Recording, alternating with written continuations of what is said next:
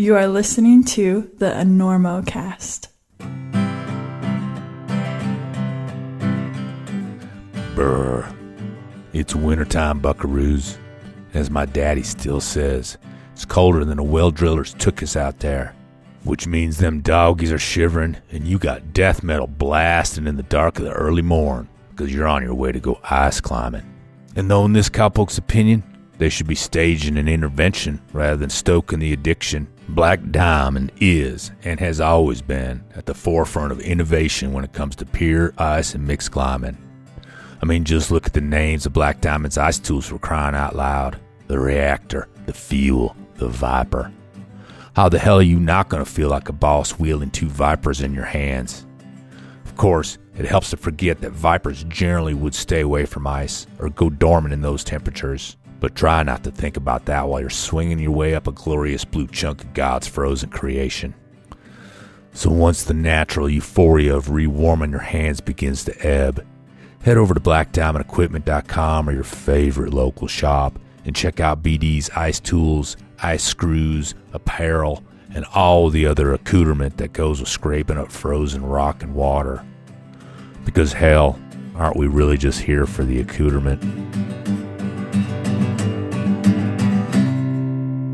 Happy holidays from the Enormocast and Yeti. I'm going to keep this short. No voices today. You sure about that, Chris? Yonder, I told you to take the day off. Sorry, I'm going. Where was I? Do you need a perfect small gift for friends and family that will actually get used? Then look no further than the Yeti Yonder water bottle. Tons of colors, a few sizes, and now Yeti has introduced two new cap options. Lighter tethered caps and a cap with a straw that Kathy and HR will just love. The Yonder water bottle is just a nice idea for a lower cost gift. Check them all out at Yeti.com or your favorite shop. And of course, tell them Yonder sent you. Chris! What? You got any beers in this fridge or what? Just a minute, Yonder. All right, I gotta go. Enjoy the season. We gotta get Listen, where you playing in town? You playing here? We're doing the Enormo Dome, whatever it is. It's terrific. Oh, It's yeah, a big house. We place sold that it out. side of town. That's a Very big nice. place. You sold What's it that, out. 20,000 seats? We really should. Look, you better get up there before you panic. Those pens are loose. You're very good. I have really enjoyed climbing with you. We'll make it. I don't think so. But we shall continue with style.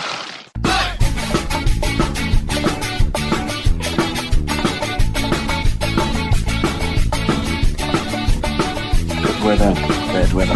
Now or later, anytime for climbing. Today's show is brought to you by Black Diamond Equipment, La Sportiva, and with support from Maxim Ropes. Maxim has been keeping the Enormocast off the deck since 2012. And now, we can also thank the chill folks at Yeti. And don't forget our charter sponsor, Bonfire Coffee. Go to bonfirecoffee.com and enter Enormo at checkout to get a great deal on great coffee and to support the Enormocast. And now back to the show.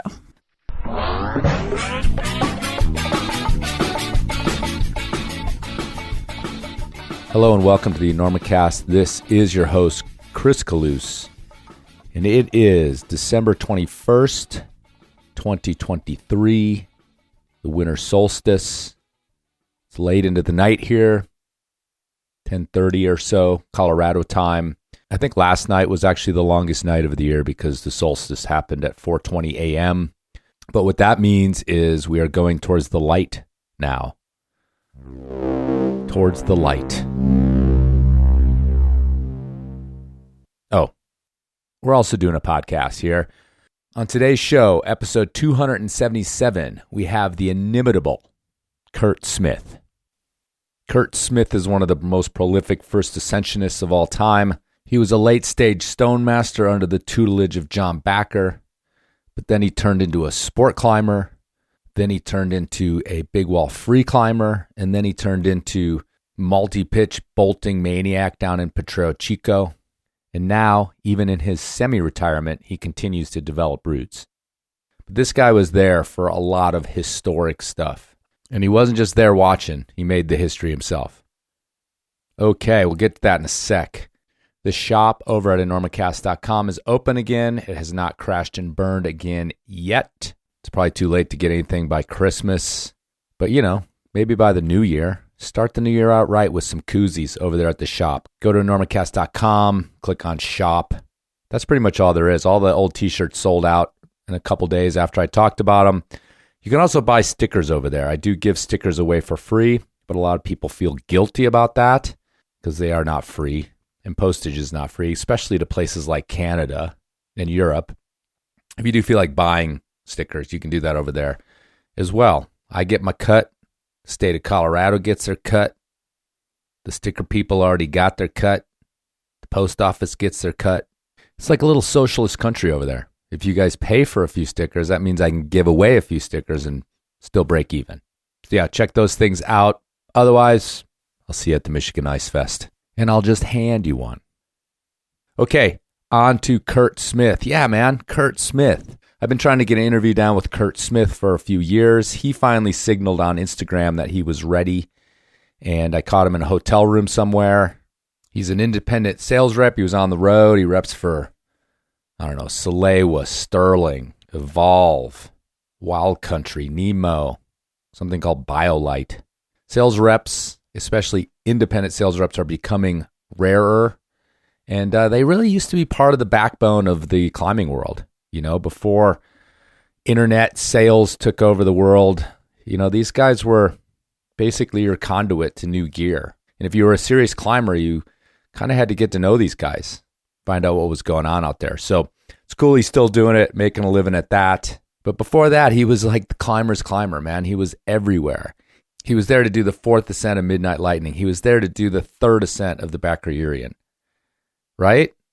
He was an early free climber on El Cap, attempting to free the Mirror Wall in 1994 and doing all but about 30 feet of it. Those stories are all here on this podcast. Why didn't he do the 30 feet? Well, guy has principles. Great historical podcast here, right in the Enormocast wheelhouse. Plenty of 80s lore, and I hope you dig it. But since Christmas hasn't passed yet, we got to do this thing one more time before we put it back in the closet till next year or maybe forever.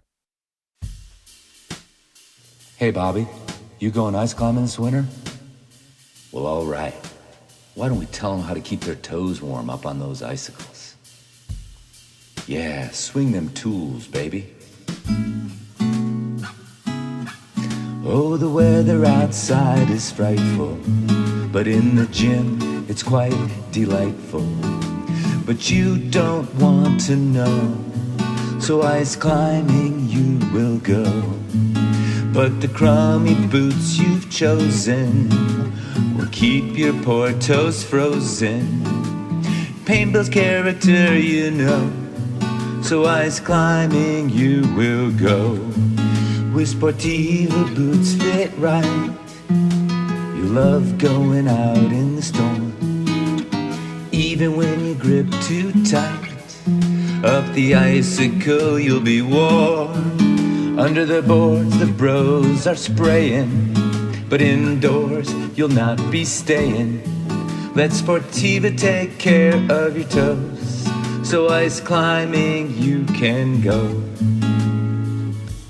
Remember this winter, that frozen feet, losing your toenails, and bashing your front points around like a drunken Cossack dancer is not just, quote, part of ice climbing.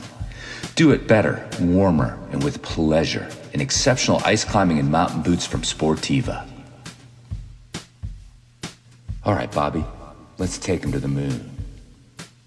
2, 3. Instead of loudly whining, or with the barfies you start crying, be a boss up on the flows with Sportiva around your toes. Cha-cha. Hey, Bobby, why don't we sled on over to Sportiva.com or our favorite local shop and check out them boots? The last time we saw each other, man, I don't know. It was later than Rifle because we hung out in Southern California, and that would have been the mid to that would have been like 96 or 97. Okay, yeah, when I was doing like the slideshow tours and all that. Yep. But I was thinking about it because I was still in a phase of climbing, and I think things were different because, the lack of like social media or whatever. Meeting you and hanging out with you was like still this little bit of this like intimidating thing for me. I'm like, oh, this is like Kurt Smith. Like we're just hanging out, that sort of celebrity thing. Not that you put that up. It was more in my head. But yeah, I just kind of like, it was like sort of this weird big deal to run into, someone I considered sort of a celebrity climber, and which I think you've always had like a little bit of a pushback against something like that in terms of like your celebrity. But, you were a big deal. You were Kurt Smith, the former Stonemaster, the guy who helped usher in sport climbing and a badass. And I was, and still consider myself, this super amateur. So I just kind of remember that feeling of like, okay, here we're hanging out. Let's all chill. But that is Kurt Smith. Can I ask him some of these questions I have, or should we just like keep it chill kind of a thing? But anyhow, I mean, I don't know if that you've ever felt that kind of weirdness when you meet sort of, or back then, like when you were kind of in your celebrity. I'm a pretty shy person, even though I can get in front of 200 people and give a slideshow, It never felt awkward to me, but I was never always super comfortable. But I would also never hold it against somebody if they were like, oh my God, like last night I'm in the gym, I'm leaving this demo, I'm super tired, I hadn't eaten all day. And this guy comes up and he's like, hey, my boss, couldn't come and he really wanted to meet you. And he had a pair of the Generals, which is a shoe that I helped design for Evolve, and they named it after me. He's like, can you sign this shoe for me? And like the owner of the gym is like, oh my God, and everybody's like fanboying, and a bunch of the employees are like, who is this guy? Why are you signing this dude's shoe? And the owner of the gym's like, oh my God, you don't know who the General is? And so it's always funny when that happens, and I feel honored nowadays, and it's just funny. Like I never thought of myself. I still don't think of myself that way. And when people approach me like that, it's cool. And I'm never like mean to anybody, and it's just neat, I was the same way, or like when I went to Joshua Tree in 82, and we'll talk about this. I don't know if we're started yet. Yeah, we're in. When I grew up in Tahoe, I distinctly remember when Backer was on the cover outside in 83, maybe. And then there was a big article about him in the Chronicle, San Francisco Chronicle. And I remember I was working in a gas station in 83, and the whole article was about him and soloing, but it was really also about Midnight Lightning.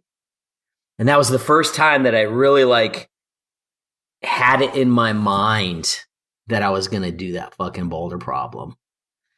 And that next year I saved up my money and went to J Tree in 84 with Ken Ariza, who'd never been, and Dave Hatchett, who he'd just started climbing. We had just started getting him into rock climbing, and I took those guys to J Tree, and then we all ended up in the valley. And I remember waking up in the morning, first day in the valley. And it was my first trip, but my first full season in the valley. I remember waking up, me and Dave, we get coffee, and then we go bouldering because that was our routine. We'd boulder every morning. And I remember walking up to the Lightning, never tried it, obsessed about it over these articles about Backer, had dreams of this problem. And I like try it and I fall off the first hold and try it and fall off the second hold. And I remember like that day, like, okay, I'm going to fucking do this thing. It might take me 6 months. It might take me 6 years. And so every morning I was in the valley from like April till June. And then we went to the meadow. So every morning I would do my circuit, finish with the Lightning, make a little progress. Spent the whole summer in Tuolumne, which was 1984 is like my breakout year. Go back to the valley in like probably October, and Skip Guerin rolls into town, and he's working on it and I'm working on it, and I'm really strong now and I'm super skinny, and we're both working on it together. And like I'm getting to the bolt hold and I'm matching on it, and then eventually I'm getting to the bolt hold and matching and slapping the lip, and we're both gunning for the third ascent, right? Because the Lightning was arguably the hardest problem in the world at the time, and only Backer could do it because Cal kind of quit climbing for a while, and every climber of the day would fail on that thing. Who else had done it? Calc did it first. Oh, okay. Oh, right. That's right. Backwards. Yeah. Okay. And then Backer cool. did it right after him. All right, cool. Yeah, I couldn't remember the sequence. Yeah. And then those for guys a while, were sort of battling for the first ascent of it too. Yeah. Totally. And so nobody had done the third, right? That was like, and John would just every day he would run laps on it. And I remember Skip and I were working on it together and separately. And then one day he did it. Boom, third ascent, big deal. And I was slapping the lip and I was really close. And so I remember that, like, I think it was like the next day, I'm like, I'm going to fucking do this thing. And the next day I roll up, I warm up. I got 2 friends of mine who are really good spotters. And the whole campground was watching. It was really kind of weird to me because this was like a competition, right? There was literally like 100 people watching. I'm like, oh my God, this is weird. But then I sent the thing and was just like, oh my God, right? I'm on top just going, what just happened? And then I did it again just to make sure it wasn't like this fluke. And then I remember Tracy and Troy, who were my friends and spotters, these 2 really big ex-college football players who would just literally just catch me, set me down, right? Because I weighed like 120 pounds at the time. And then I remember I wasn't even old enough to drink. I was 20, but we went to the deli and just got shit-faced. And just by noon, I was just totally wasted celebrating. So that capped off 84, which is arguably my most memorable year. 84, 86, 88. It's funny. Even numbers, 90, 92, 94, 96. Those are just like really magical years for me. Dude, that's a lot of good years. Yeah. I mean, come on, dog. That's like, I mean, if you can count that many like breakout years, you're doing pretty good. But I mean, what that speaks to is this evolution, which previously when we were talking about doing this podcast, I keep bringing up that word.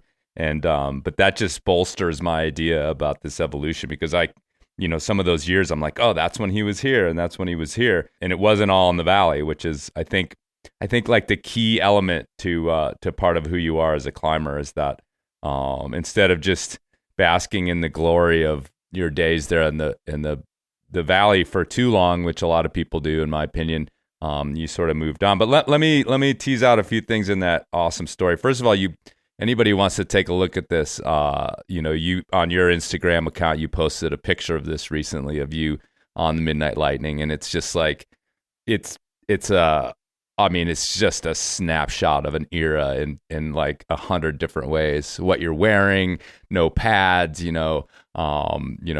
made a little comment about your giant chalk bag. Totally. Although maybe it's just because you were so small that it looked really big. So what's interesting about that photo is that's the actual send. Nice. That's the moment and the attempt that was the send. And this German guy who I don't even remember his name, he sent me the pictures later in the mail. Oh, wow. And so it was definitely special. I didn't even realize it at the time. When he sent me the picture, I was like, oh, this is super cool. But having that now in my memory bank and in my digital world is really neat, because it's a moment that I thought would never happen. And it was a moment that I had obsessed over in 83 and in the winter of 84 when I saw these articles about John and that boulder problem.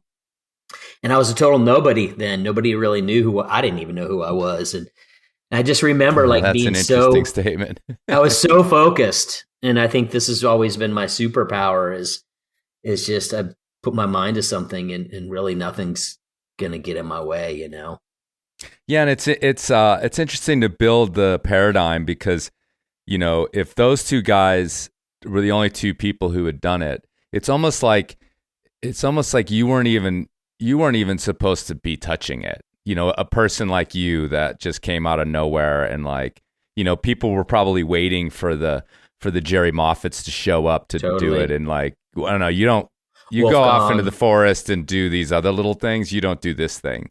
And so, I mean, even the audacity, and it's hard to kind of, again, frame that now because of the Midnight Lightning is sort of entry level, hard bouldering now. But for you to get up every morning and go touch that thing was almost like sacrilegious in a way. But also I want to Skip Gearin, that's a dude who's sort of lost to climbing history. And he's kind of, I find him to be like that jazz musician that nobody knows about except for other jazz players, but will come up in their list of the greats. And you'll be like, who's that guy, And even I think Jeff Aki once said to me that he was like the most naturally talented climber he had ever seen, like right next to, like, in his mind, like Chip Chase was another one that he said was like just one of the best. And It's interesting that he showed up and did the third and then probably like slunk off back into obscurity, Totally. Anyhow, but yeah, that's again a great story to kind of frame the beginning. The other thing that's, I think, cool, or like for me personally about that story, is that I've always referenced my interest in climbing coming from some article that I read about John Backer in Illinois, in the suburbs of Chicago. And I've always said, I don't know, it was like on Backpacker or Outside or something like that, which I thought maybe was apocryphal, like that I had not actually done that, because you make up these myths in your own past that become memories.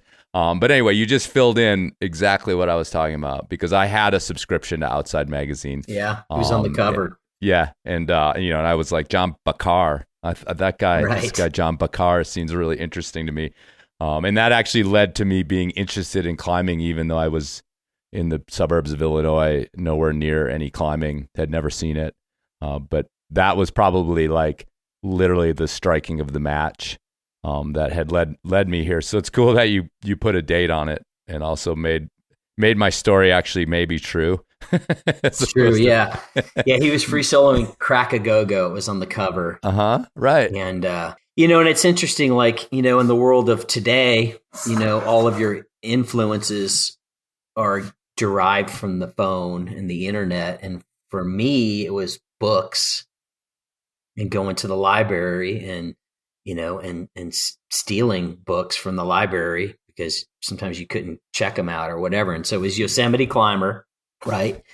And if you had Yosemite Climber, which I did, and Rick Lovelace, who I grew up with in Lake Tahoe and taught me and Tommy Thompson how to rock climb, he had Yosemite Climber. And so that was our Bible. We would get home from school, go over to Rick's house, smoke a bunch of pot, and just go through the book and look at the pictures and just be like, and we're like 5'7" Gumbies, right? We just learned how to climb. It's 1980.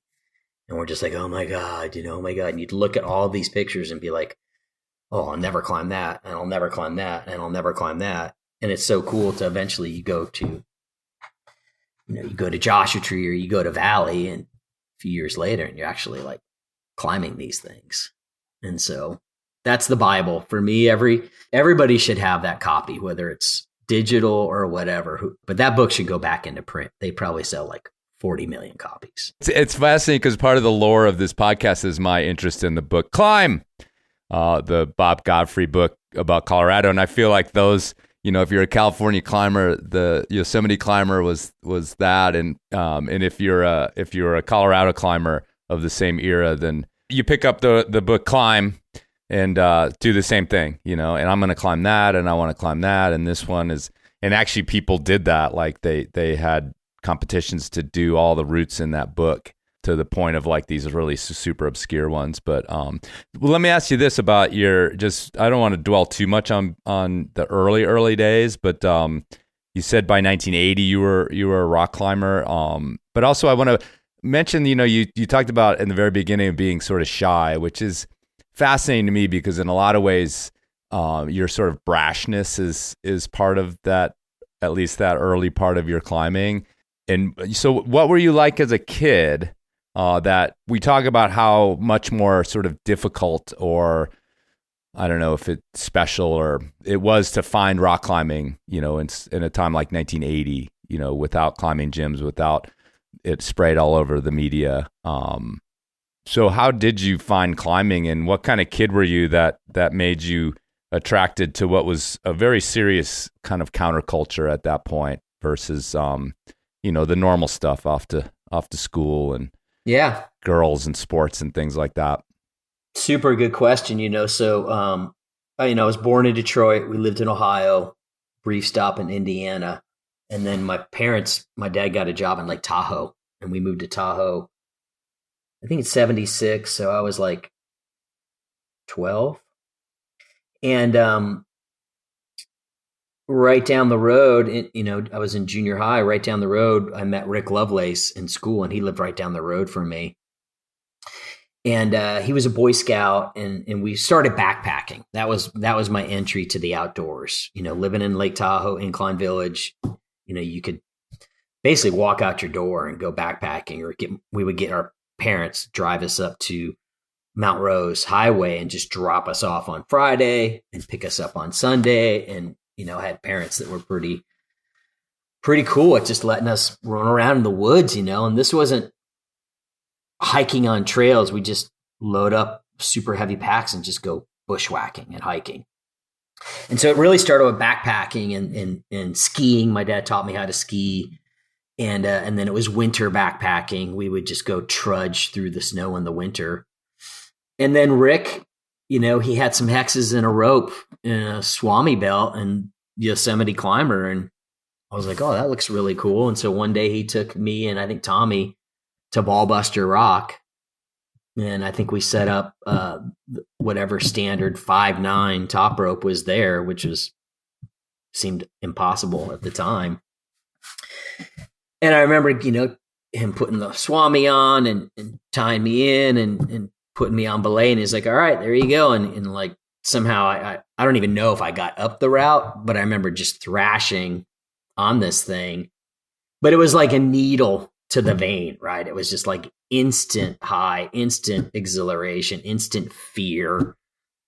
And that was it. It was just like every moment after that day was just spent like obsessing over the books and then figuring out how we'd try and go climbing every day. And so that was 79. And in 80, we both turned 16. And I get my driver's license in March. And for spring break, I'm like, hey, me and Rick want to go to the valley. We're 16, right? My parents are like, oh, okay. And my parents are like, we're cool with this rock climbing thing. We just want you to take a couple lessons so that we're comfortable with the fact that maybe you know what you're doing and you're not going to die. Okay, awesome. So me and Rick and this other kid somehow get our car to the valley, whole epic trying to drive down there. I take a 2-day course with the Yosemite Mountaineering School. And Don Reed was my teacher, who was the guidebook author at the time. And also somebody was like, I would read about through his books. And I was about really to ask cool. you like who your guide was, because at that time it would have been somebody. Totally. Because that was like, it was just star-studded, so to speak. But that's cool. So anyway, sorry to interrupt, but yeah. No, it's totally good. And this is I feel like this is a very pivotal week because Nice. There's probably like 4 of us in the class, and he sets up the standard 5.5s and 5.6s over at Swan's Lab. And I'm just like firing everything that he sets up, and at the end of the first day, class is over, everybody disperses, and Don's like, hey, why don't you stick around? I want to show you some boulder problems right there around Swan's Lab. And he spent the afternoon of the 2 days after he was done working, just like showing me some boulder problems. And it was really like another little light bulb moment where things started to click. And it really made a big impression on me. And clearly I made an impression on him, because otherwise he could have been could have gone home or could have gone to the bar, could have done his own thing. But he like literally took time out of his day after the class to climb with me. And then later that week, Rick and I do our first multi-pitch together. We do the Braille book. And I'd never led before, right? So we're like learning how to lead on this multi-pitch 5.8 or 5.9. I don't even remember how hard it was on Upper Cathedral. And I remember it was totally exhilarating and totally terrifying. I was afraid of heights, believe it or not. So it was really hard to like figure out how to overcome that. But we do this route, get down. And again, it was just like, oh my God, that was amazing and so scary. And then later that week, a couple of friends that Rick had met in Camp 4 were going to go do the Chenard Herbert on Sentinel, which is like 5'11" or something, right? A1, I don't even know. Rick's like, oh, we should go do that. I'm like, okay. I'm like totally terrified and didn't want to say no. And so we get up at like, in dark, we pack these huge packs and we like do the approach up to the base of the Sentinel. And our friends are like way up on the wall. And I'm just like, oh my God, there's no way in hell. Right. And so Rick leads the first pitch and he's like, hey, when I lead this pitch, I'll fix the rope. You clip the ascenders on, put the pack on and ascend the rope, come to the belay. I'm like, oh, sounds great. So he leads, I take him up belay. He's like, okay, come on up. So I clip the ascenders on. I jug the line, clean the gear. It's like, it's like slab before you get onto the wall. And I get to the belay and he's like, what the hell, man? He's like yelling at me. I'm like, what's wrong? He's like, dude, you're supposed to clip into the Jumars. I'm like, dude, you didn't tell me that. You didn't show me how to do that. It wasn't in the Royal Robbins Learn How to Climb book. And I'll never forget this. He like clips me in. You just basically like hand over handed up the rope. Yeah, I just ascended the rope. Right. It was crazy. And I remember like I look up, those guys way up there. I look down, I look up. And we're like totally stoned, right? I'm like, dude, I got no business being on this thing. We have got to bail. We're going to die for sure. He's like, yeah, you're right. This was a bad idea. And then we had to do this like gnarly descent back to the base. And so it was really, again, another pivotal moment where I was like, man, we got to learn what the hell we're doing really quick or we're going to die. And that's how it used to be back then. You either figured it out or you quit climbing or you died.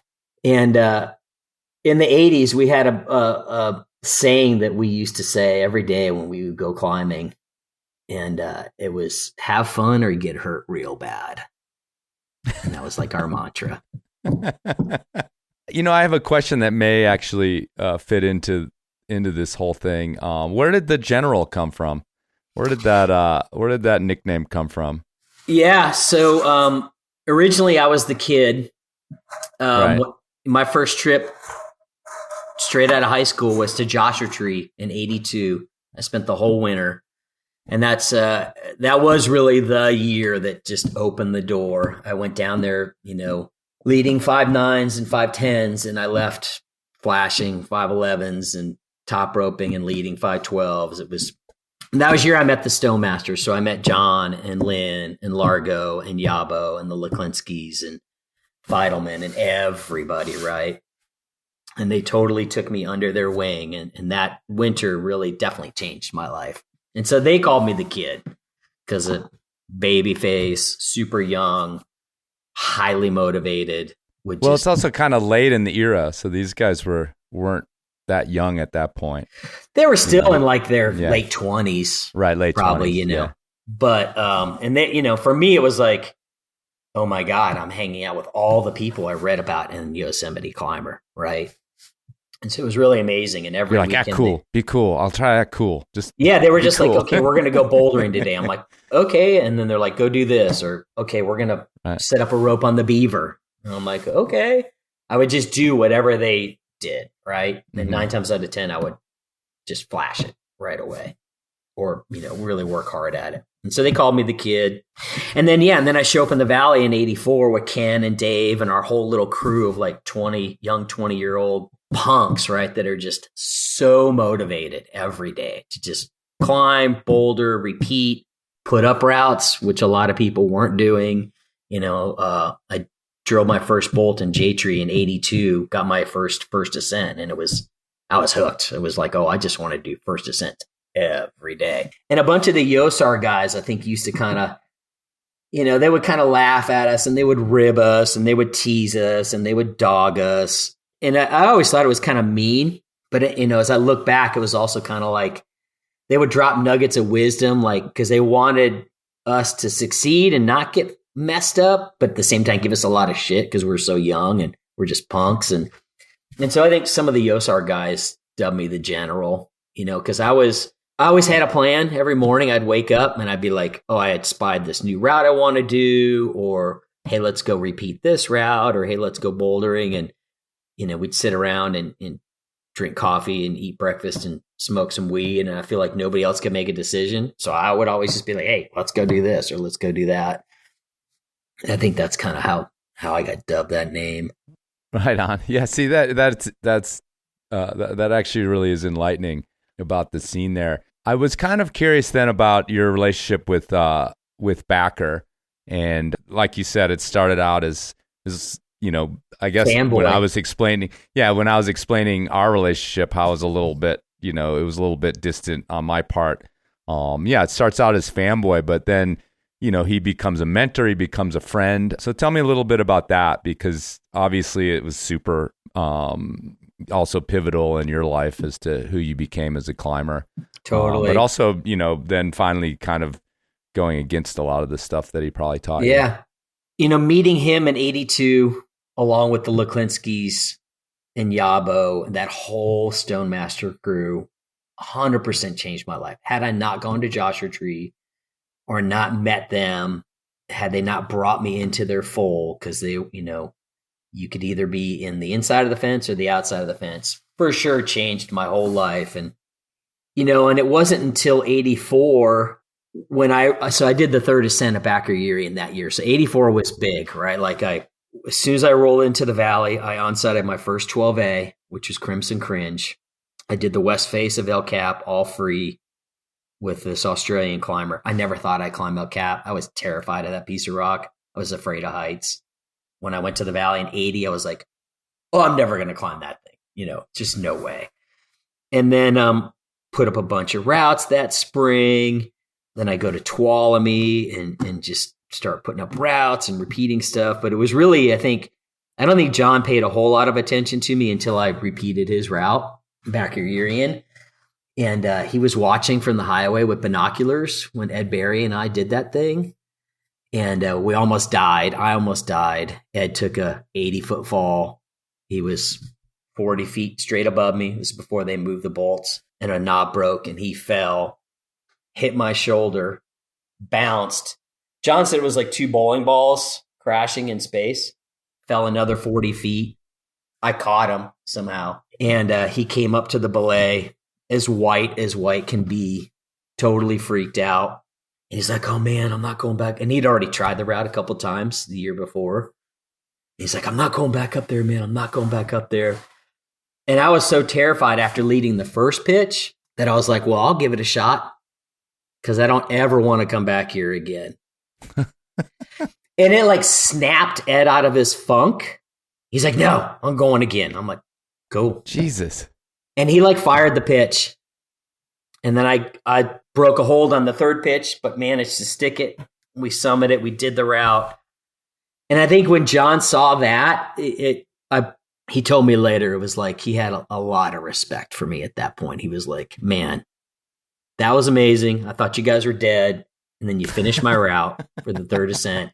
Steve Schneider was at the base for moral support. He saw the whole thing. And so by that summer, I was in. John kind of brought me into the fold, and he'd be like, hey kid, let's go bouldering today. Or hey kid, let's go to the east side. And I remember Moffett was in town one week, and me and him and Moffett just spent a whole week in his 4Runner, driving all over, bouldering and doing routes. And so that was the year that I was in. I was like his friend, his climbing partner. And and we just did a lot of climbing together over the years. And, he taught me a lot about music, and he was so much more than about rock climbing. You get in the car with him and it wasn't about rock climbing. It was about, he just heard about this band called Public Enemy, and he was super into jazz and early rap. And so every time I was with John, my whole mind would just get expanded with the things that he was into. And so, yeah, we became really good friends and a mentor and somebody that I was always still in awe of. We would go do routes together, first ascents together. And so, yeah, he's super special person in my life, and I was fully on board with the traditional way of climbing. And when the hangdoggers started coming to the valley and looking for the shortcuts to send the routes in an easier fashion with less effort and what we considered cheating, which is today just what everybody calls sport climbing, is definitely, wanting to still carry that torch of how I thought rock climbing should be. Start at the bottom, go to the top, right? And then eventually I realized that, there's definitely other ways to do it. And, and so I became into bolting more routes, usually still from the ground up because I still like that aspect. But I don't think John ever held it against me. I think he did with a lot of other people, but I feel like we were always pretty honest with each other. And, when I became a professional climber and was doing comps and bolting routes and rifle, I'd always be like, yeah, John, you taught me so much. And I take so much of what you taught me and I still apply it. When I'm bolting, I don't think I really ever rappelled much in rifle because it was so hard to get to the top. It was just way easier for me to take what I learned climbing El Cap as an aid climber and apply that to a ground up method of installing bolts. And that's how I bolted the entire Potrero Chico and Clear Creek and still do to this day. So when you were in the thick of it, right? As far as like the traditional thing. And then you said these, the cheaters showed up as your attitude was at the time. Did you get down and dirty with the wars as far as chopping things and any of that, like where it got because it got kind of ugly there for a bit. Were you like, I'm going to be a standard bearer in that sense? Do you have any incidents that you were like, maybe now look back on like, God, I was kind of being a shithead or whatever? I never chopped her out. Right. But I'd be pretty vocal about my opinion when Skinner and Piana and Smoot and all those guys would come to the valley. And our whole thing was, you want to do that at your home crag, your new crags, wherever, totally fine. Right? But you come to the valley, you go to Tuolumne, you go to Jade Tree, it's really disrespectful. That was our opinion. And it's like, if you're not good enough to climb these routes the way everybody else has climbed them, then you can't really be so welcome here, right? Because, and I know this in today's era, they're like, oh, you're not inclusive or whatever. But it was like, look, man, this was how rock climbing began. And it was all about the adventure. Right. And the camaraderie and the partnership and the mystery. This is what people today's generation love them to death. And I sell them a lot of climbing shoes and climbing gear, but they will never, or most of them will never know the mystery of what it's like to stand at the base of a route that's never been climbed and go from the bottom to the top without any shortcuts. And it's cool, and we're in this new world, but I feel super lucky that I got to live that life. And then I take everything that I learned and applied it to the modern era. And I think it's really hard now for somebody to start in the modern era and still capture that sense of adventure. And there's people who still can do that, but the shortcut is always available to you. And it was never available, and we didn't want it, and we didn't think we needed it. And for me personally, it was never about the number. It was about the line and my partner and the adventure and the things that we shared in that moment, that day, that week, whatever we're doing. That was way more valuable than, oh my God, I just, put up another 13A or just onside this, or it was just a very, very deep in those connections. And for me, it's all about adventure. And when it comes to first ascents, it's not like I look at the cliff and go, man, I can't wait to do this 13A. For me, it's like, man, I can't wait to do that really cherry looking line that might end up being 510. And I would have just as much joy putting up that route as putting up a 514. Every time, people are like, oh man, we got to go. We got to add all these bolts to all these routes because you guys all messed it up back then because your egos were so big and you put up all these routes and you ran it out on purpose. It's like, no, it's not how it played out. You ran it out because you couldn't find a stance, or you could only afford 5 bolts in your bag that day and it needed 7, 9 times out of 10, you just couldn't stop to tap in that bolt. So you just kept going. And that's that whole mantra of have fun or get hurt real bad. And if you want to do that route, you got to step up your game if you want to repeat the old stuff. And I still feel really adamant that there's plenty of sanitized climbing out there for people. And if they're not willing to do the back of your in or my route, burning down the house on Fairview Dome, Electric Africa on Peweyak. It's like the most popular top rope in Tuolumne. It has like a permanent top rope on it. Man, I hung my ass out to dry, putting that thing up, ground up, hanging on hooks and tiny little things to put 4 bolts in 100 feet of rock. When you started to kind of, I don't know, transition or, was there like a dark night of your soul in terms of like feeling it, or was it just, I put it this way, like I talked to Scotty Franklin, and I'm sure he was definitely era-wise, he was totally a compatriot of yours. Also coming from the Gunks, maybe not quite as staunchly, although close. No, they were totally traddies back then. And, he sort of at least characterized it to me as like, one day he just realized this was dumb and I'm not going to do this anymore. Or maybe Jerry Moffitt or someone, I can't remember the exact story, but it wasn't such a leap for him, but I don't think he was quite as in it as you were. Even, and again, we got to like frame this. There's a lot of people that understand this. A lot of people don't, is that hanging on the rope in a climb to work on the moves was hangdogging, as it were, was like total cheating. Totally cheating. So at some point you did that. Maybe that was the first thing you did, was do a little hangdogging on something that was giving you fits. Was there like a sort of transition for you that was conscious, or did it just sort of happen? Tell me a little bit about that, because it was like that also was like could lose you friends or whatever it happens to be. And it sounds like Backer like came around or eventually or just said it's okay, but there was, like you said, plenty of other people he didn't find it okay for. Yeah. I feel for me, it was... Or did you do it somewhere else? Did you do it outside it was, of the Valley? So I'd moved to Colorado at that point, right? Blown out my knee, recovered from knee surgery. And it was really at that point where I just wanted to see how far I could take my skill and my vision and my energy.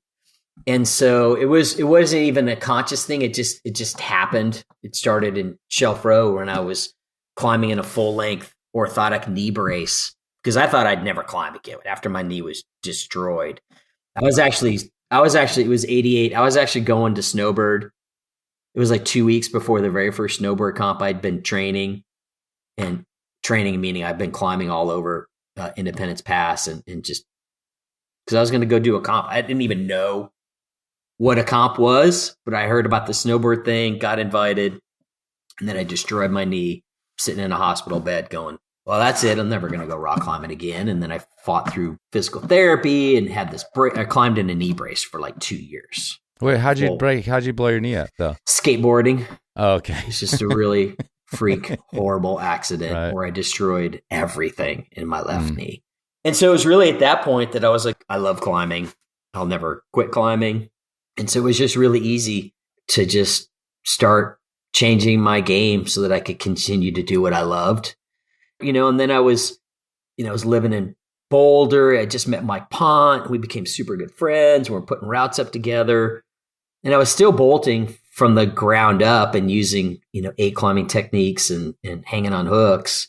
And then if it was easy to get to the top of a cliff, like, Anarchy Wall or certain other walls, we'd just wrap down a bolt. But it was just really, at that point, I was like, okay, I'm ready for the next thing. I'm ready for the next phase of what I can do, take what I see when I look at a piece of blank rock and how I'm going to turn that into something that I want to climb. And then I started doing comps and I got really good at comp climbing, and Mike and I built the first gym in Denver, Paradise Rock Gym, and we worked in a gym, and we were part of the earliest days of route setting and plastic holds and going to comps, and it just allowed me to just continue to climb and expand my horizons. And the thing that I always respected about John and the things that we talked about years later was like, he personally would never do it because he wanted climbing to still be pure and special in his mind. And that's why I to this day, even though he's passed, I still had so much respect, because had he adopted that stuff in 88 and 89 and 90, he would have crushed everybody, right? And if he wanted to become a comp climber and go to Snowbird, he would have crushed all those people, because he was mentally the strongest on-site climber on the planet. His mental game, and you have to be that to be a good comp climber. And if he wanted to go put up 514s, I mean, he would have been the first. And so that's why I still have so much respect for him, because he felt that his experience was worth more than taking the shortcut. And for me, at some point I was just like sitting in a hospital bed going, man, I just want to keep climbing. And this was a natural transition. And he respected me for it. He saw me win Snowbird 4 years later in 92. I won that comp. That was the year he got in that fist fight with Chapman. And he was there, and he was like, man, I was rooting for you the whole way. And afterwards, I'm like crying, and I'm like, man, I wouldn't even fucking be here if it wasn't for you, John, and he was really psyched about that. Yeah, that's a special story, because he's definitely like put in this place where he was like, no way, and unforgiving about those things. So it's nice to hear that he was much more of a human than that. But the one interesting thing that I got to kind of note is that I started climbing pretty much or just before, but the first few years were in your rifle era. You came to Colorado, where there was also still this like, anti-sport climbing animosity in Boulder and things like that. And you weren't the first person there, but you definitely put rifle on the map, or was one of the group that put it on the map as this hard sport climbing area. So it's interesting that maybe you dabbled in it at first, but then it was like you put the hammer down. You got your mullet, you shaved the sides of your head. I actually have a memory. I went to rifle in like 91-ish. Yeah. I think that's where I remember seeing you there. Yeah. Were you a truck driver back then? No, you were thinking of Knuth, dog. Okay, yeah. I like to say I get confused with Chris Knuth all the time until people see me climb. And then they're like, oh, that's not Chris Knuth, because that got crushed back in the day. But no, I just, you would not have known who I was. I had actually stopped there on the way back from aid climbing in the Fisher Towers, because some friends were there. How they even knew about rifle at that point, who knows? But I stopped by. 91 was early. Yeah, I went in the Ruckman Cave. Yeah, I went in the Ruckman Cave, and it might have been 92, 93. It was in that era, but and I remember joking with them, because I went in the Ruckman Cave and there was all these people hanging on the bolts, and I made some comment like, "Oh, I thought I would feel out of place as an aid climber, but this looks really similar." And you rocked in and like threw your rope down and warmed up on Pinch Fest or something in there, and then like rocked out. And I just have this distinct memory, because it was like high mullet era. So so tell me a little bit about that, of like finding rifle and going full on into I'm a sport climber, eat it or die kind of thing. Totally. Because that was a lot of those guys in there, Samet, all those guys were, they were brash. They didn't take shit from anybody. The sport climbing thing, they just kind of pushed it through, so to speak, in Colorado. Yeah, it was maybe really cool. Because of where it was, it was off the map. It was not Boulder Canyon or somewhere like that, which is where the battles were happening. Totally. Yeah, it was really neat. I was focused on Clear Creek. I moved to Boulder. I got married, my first marriage, and moved to Boulder from Breck. I just recovered from knee surgery, kind of feeling good about climbing again. Moved to Boulder, met Mike Pont. We both worked in a restaurant. I waited tables. He worked in the kitchen. He didn't know me. I didn't know him. We meet. Oh, you rock climb? Oh, I rock climb. Cool. I've been working on this canyon called Clear Creek. Let's go the next day. And so I don't think he'd ever put up a route in his life up until he met me. And so we started along with a couple other friends. I was focused on Clear Creek. And then I don't know how we heard about it, but the Ruckman brothers had gone to Rifle and came back. Maybe we met them at the gym, or maybe we met them at the restaurant. I don't even know. But they're like, oh yeah, you got to come up next weekend. This is a place called Rifle. And, this is before the internet, so you get out a map, and then you're like, oh, Rifle, drive up I-70. And so it was me and Mike, and I think Pete Zoller and Phil Benningfield. And we meet the Ruckman brothers up there. And I remember driving into that canyon, you see the fish hatchery. You kind of were like, where the fuck is this place? And you round the bend and you see the Vatican. You see the beginning of the canyon. You're like, your eyes get like this big. And then you drive up the road.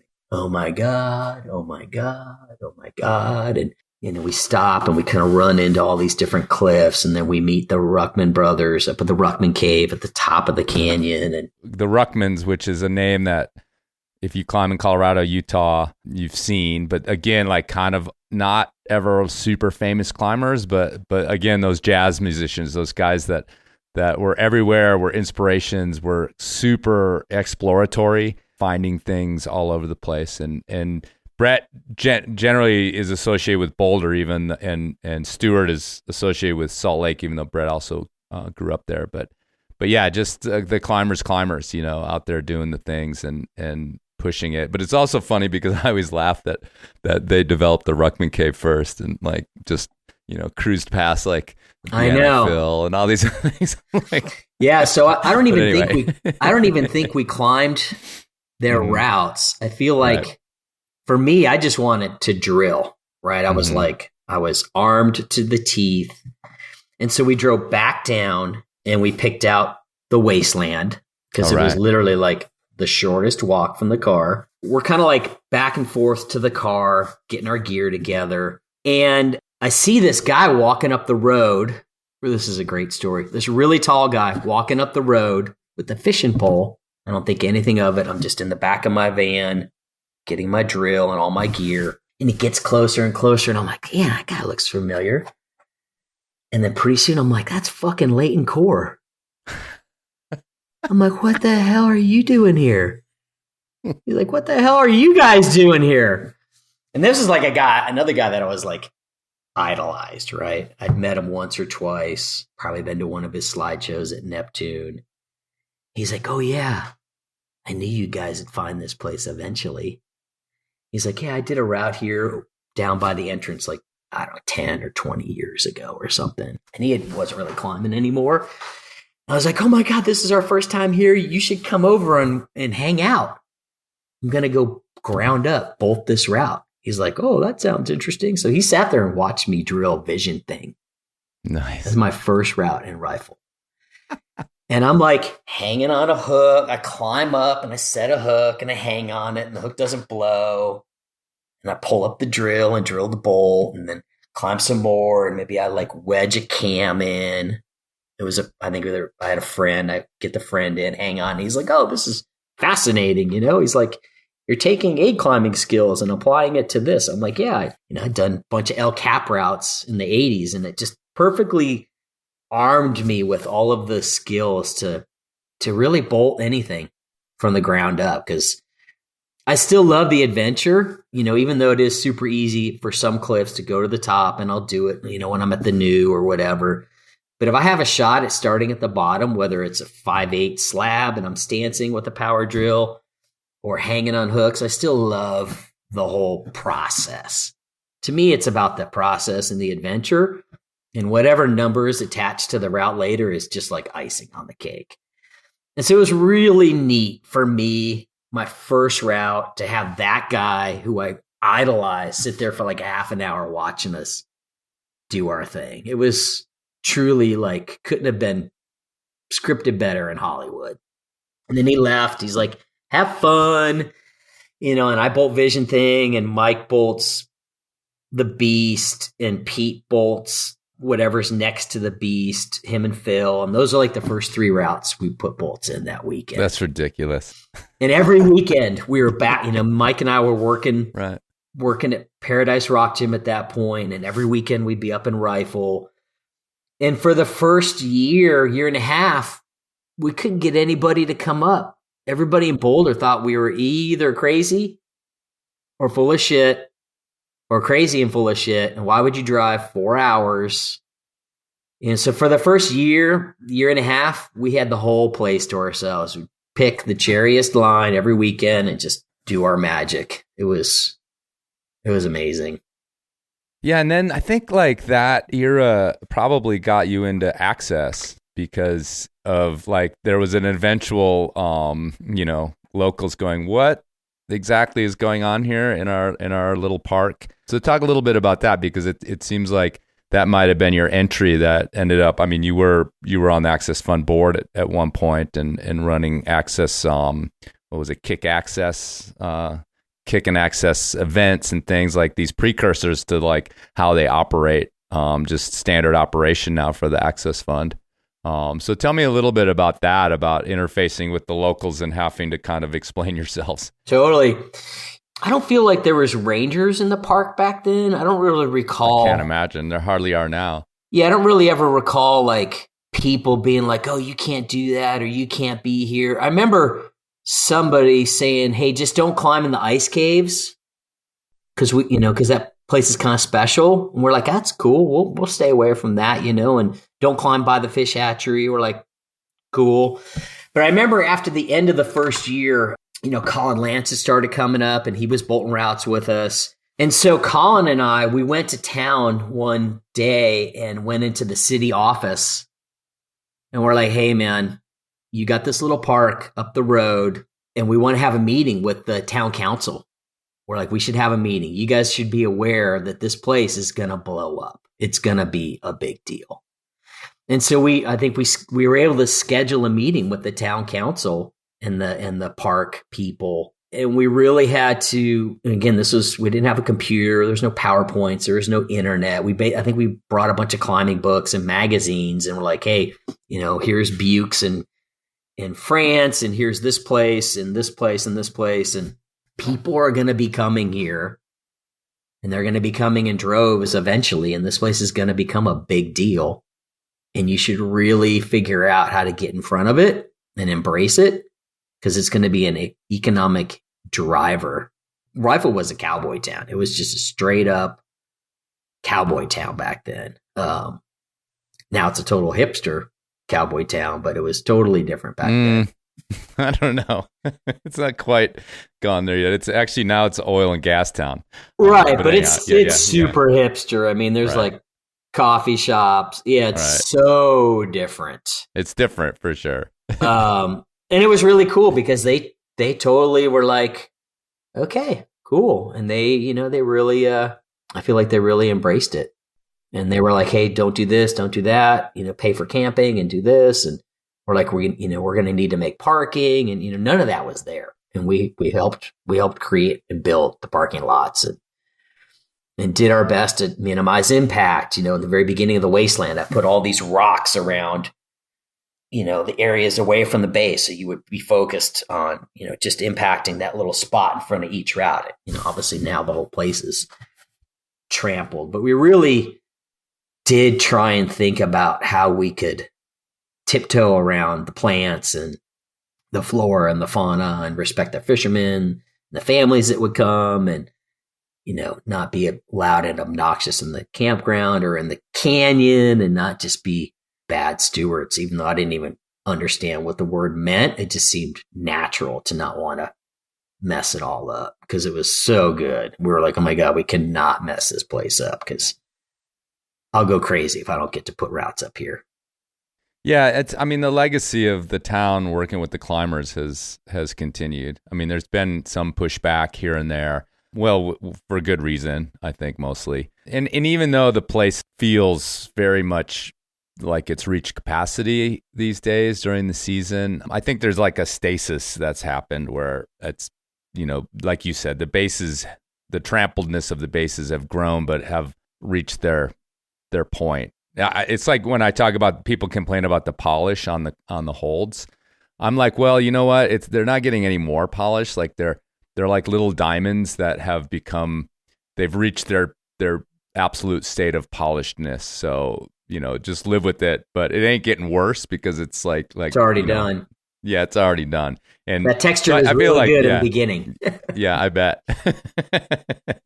Yeah, everybody jumps on the new roots when they go up and they get polished like in 6 months now. But yeah, so it's interesting that legacy, I think, has continued, and especially in the last few years has been, I think, really solid with the town, and climbers coming to the plate for building projects and cleanups and all that sort of thing. So how long was your era, you think, in rifle? Because I mean, you came, you saw, you conquered, and you left, kind of a thing. It was what were the years in there? It was 90 to probably 95 is when I was done. It was that whole early 90s era. I was working in a gym, trying to become a sponsored climber. So scraping some money together, doing comps, local comps. I did some World Cups, whatever. But I couldn't really commit to the comp thing. I really loved rock climbing too much. So, had I just stopped rock climbing and focused on plastic, I'm sure I could have crushed even more and got some podiums at World Cups. But I still loved rock climbing so much. It was just fun to have that experience. But yeah, I'd say by 94, was it 94? Yeah. So I'd just gone to the Potrero in 92. Jeff Jackson, I was doing slideshows to kind of scratch a living too. Like when I hung out with you in SoCal. And I remember I went to Austin. I'd never even been to Texas. Didn't even know there was climbing in Texas except for Waco. And so I went to Austin to do some slideshows. And that's when I met Jeff at my slideshow. He's like, oh yeah, man, there's this place south of the border. And I had a few extra days. He's like, yeah, I'm going tomorrow with this photographer lady. You want to go? I'm like, yeah. And I remember going and that was kind of a game changer for me. I was like, oh, look at those walls. How tall, untouched, cool place. And so that's when I kind of was phasing out of rifle. And so 94 was my first winter in the Potrero. And I put up a ton of routes. And that's when Jeff invited me to finish El Sendero Luminoso with him. And at the same time, I'd hatched plans with Cosgrove and Epperson to free the muir wall. So it was really it was like this. I was kind of done with comps. I was kind of done with rifle. And I was really thinking what's going to really inspire me next? What's going to fire my soul and my brain in this incredible amount of energy? And it was and that was really, it was kind of 93 when I really decided I could take everything I learned in the 80s with the Stonemasters. I could take everything I learned climbing aid routes on El Cap because I'd done a bunch of fairly decent aid routes. I could take everything that I learned in rifle in Clear Creek and I could apply that to big walls. I was like, oh, this sounds really good. And so I hatched a plan in 93 at Cosgrove's house with him and Epperson. I was like, hey, let's go free the muir wall. And Cosgrove's like, what are you talking about? That's like an A4 aid route.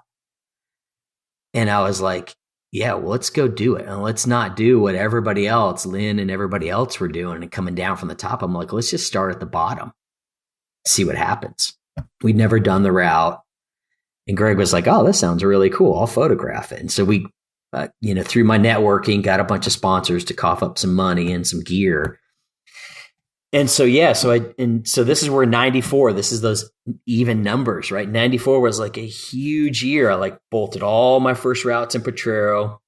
I helped finish El Sendero with Jeff and I hatched that plan. So I went from Potrero, I took about 2 weeks off and went to the Valley. And me and Kaz and Epperson spent 3 months in the Valley.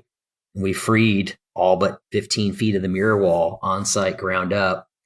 And then I'd also had plans to go to the Yukon. We had all of our sponsors lined up. So as soon as we got off the muir wall with that whole brouhaha, we flew to the Yukon and put up Yukon Tiers on Mount Proboscis. And so it was sitting at Cosgrove's house in 93 where I hatched this plan to do these 3 big projects back to back to back, all ground up, all on site. And it was just a huge endeavor and super draining and super challenging and super controversial on the mirror wall, but one of the most amazing years of my climbing life, and physically demanding, mentally exhausting, and spiritually so rewarding as a rock climber.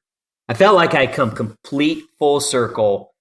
And if that's all I ever did after that, I would have been super happy with that. But I've always wanted more, out of climbing. So, yeah. Yeah, it's. I mean, we can't just pass by the brouhaha just to. Totally. I mean, it was like history that everybody knew at the time, but it's gone.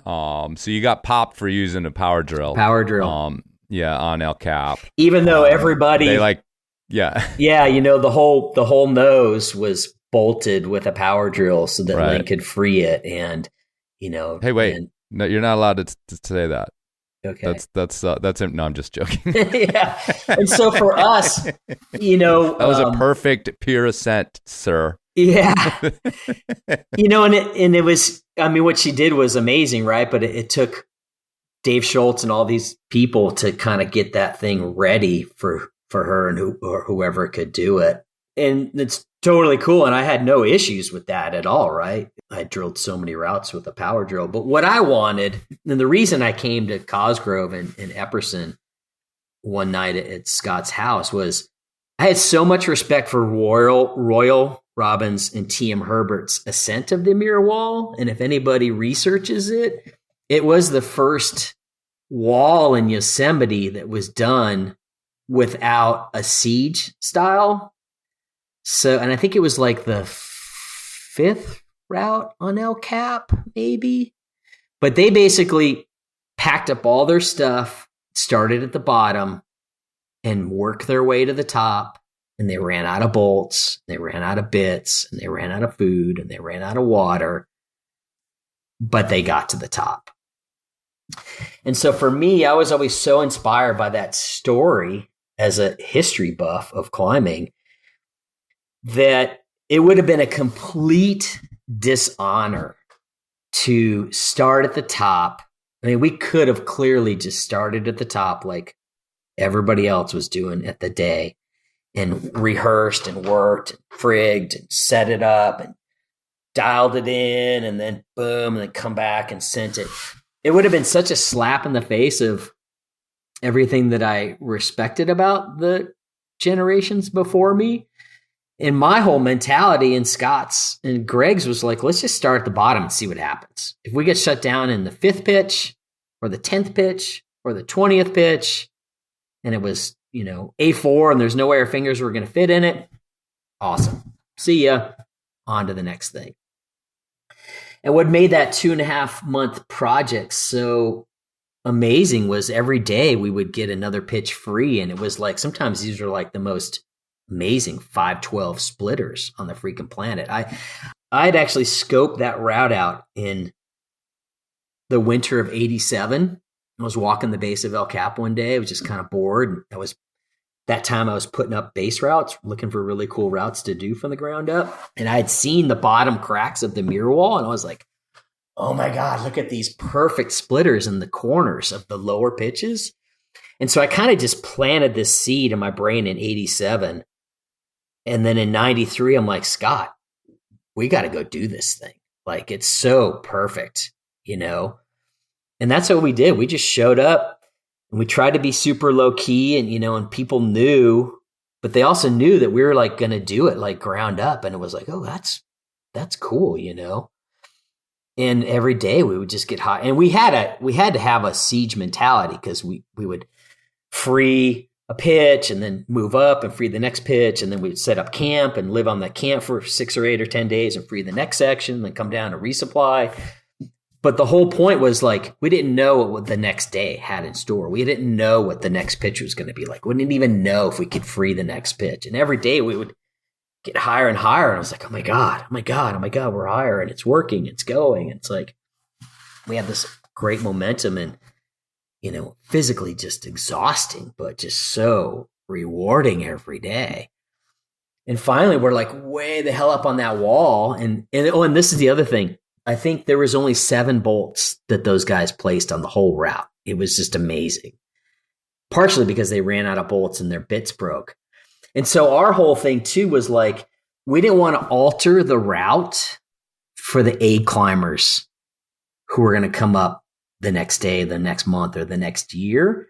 And so it was really important that if there was a bolt, we would yank it and replace it, or just clip it and go.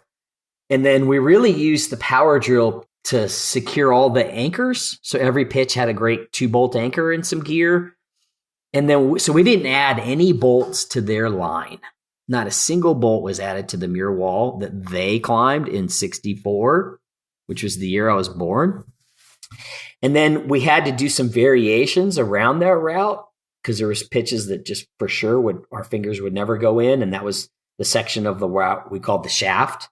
And those pitches got bolts where they needed it. But we walked away freeing we basically 2 pitches from the top. We're sitting on chicken head ledge. Yeah, we're at the top. At this point, we'd moved over to the shield because the final pitches they looked impossible. So we traversed across the shield head wall, which is one of the most spectacular things I've ever done. Free climbing that pitch over to Chicken Head Ledge. And we were sitting on Chicken Head Ledge going, it's in the bag. Like we're going to do these next 3 pitches. It's like A1, 5-9. We were literally sitting there like pre-celebrating. And then the next day it was like we found 30 feet that was really hard and we couldn't do it. And we were 12 days into our final push. So we're totally exhausted. We're hauling all of our own stuff. And we really just kind of like gave up on it. And that's when these 2 guys undercover were on the summit when we summited. And we're like, oh, what are you guys doing here? They're like, oh, we're here to blah, blah, blah. And that's when they like had this whole undercover sting operation. And they'd been watching us for about a week. And somebody on Yosar ratted us out and told the Rangers we're up there just power drilling our way up El Cap, which we really weren't. And that's how it all went down. And it was really heartbreaking to spend like 2.5 months and like more energy expended than an average human's lifetime. And then all of a sudden these guys want to put us in cuffs and they wanted to fly us off in a helicopter, which would have costed, however many tens of thousands of the government's money. And somebody higher up was like, oh, it's a bad idea. Just give them a citation. We'll see them in court later. But it was really like the biggest bubble you could ever have burst. After we were already so bummed that we couldn't free 30 feet, literally 100 feet from the top.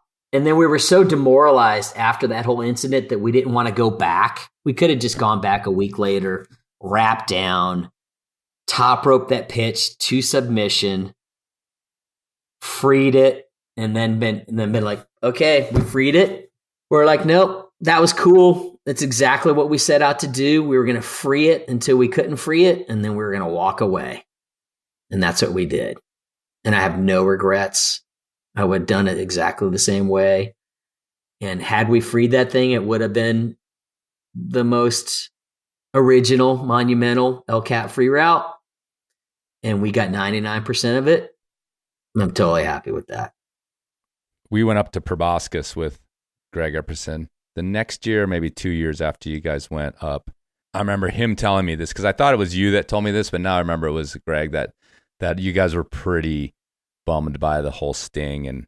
And I mean, there was like, it sounds like there was some sort of deeper betrayal in it, certainly, as far as like, aside from the citation and things like that, it just kind of like probably crumbled your image of like what it's like to be in the valley and climbers having each other's backs and stuff like that. So, I was totally over it at that point. Yeah. Yeah. And there was like, this is before the internet, right? So there's like letters in the magazines. Oh yeah. Yeah. Right. And some people were like, oh my God, mad props to you guys. And others were like, I can't believe you like power drilled that thing into submission, which we did not do. And I remember I was doing slideshow tours the year after for those 3 routes, which we did in a row. And some people would come up and be like, oh my God, amazing. Right. And other people like, you motherfuckers, and they would just like want to slag me in front of me. And I'd just be like, A, who the hell are you? B, have you ever climbed El Cap? C, do you even know what the hell you're talking about? Like, it was really interesting. Today, now it's like, yeah, it's so wild. Right. So we stuck to our convictions, and, right. And we left the route intact. So if you wanted to come up later as an 8 climber, there is no additional bolts that would diminish what being an 8 climber on. And this is why I find it's a little sad now that, the Dawn Wall and the Zodiac and all these things are free climbs, and that's cool, but it's completely ruined it if you want to go up an 8 climb, because you're not going to not clip that bolt on the A4 pitch. So our whole thing was we just wanted to respect our elders and respect the original ascent. And then we wanted to leave it intact for everybody after us to experience what an 8 climber normally would experience. There's definitely a reckoning at the moment, which I think is overdue, about fixed lines on these routes as well. And I feel like there's a big enough push happening against that it's going to start to disappear. People leaving, what I'm specifically is like leaving fixed lines to work free climbs that people still aid climb. And, the Salate is not a particularly difficult aid climb, but it's just aesthetically annoying and diminishes anyone's ascent to come up on new or ratty old fixed lines or whatever it happens to be. And I like I said, there's plenty of media now that's pushing back against that.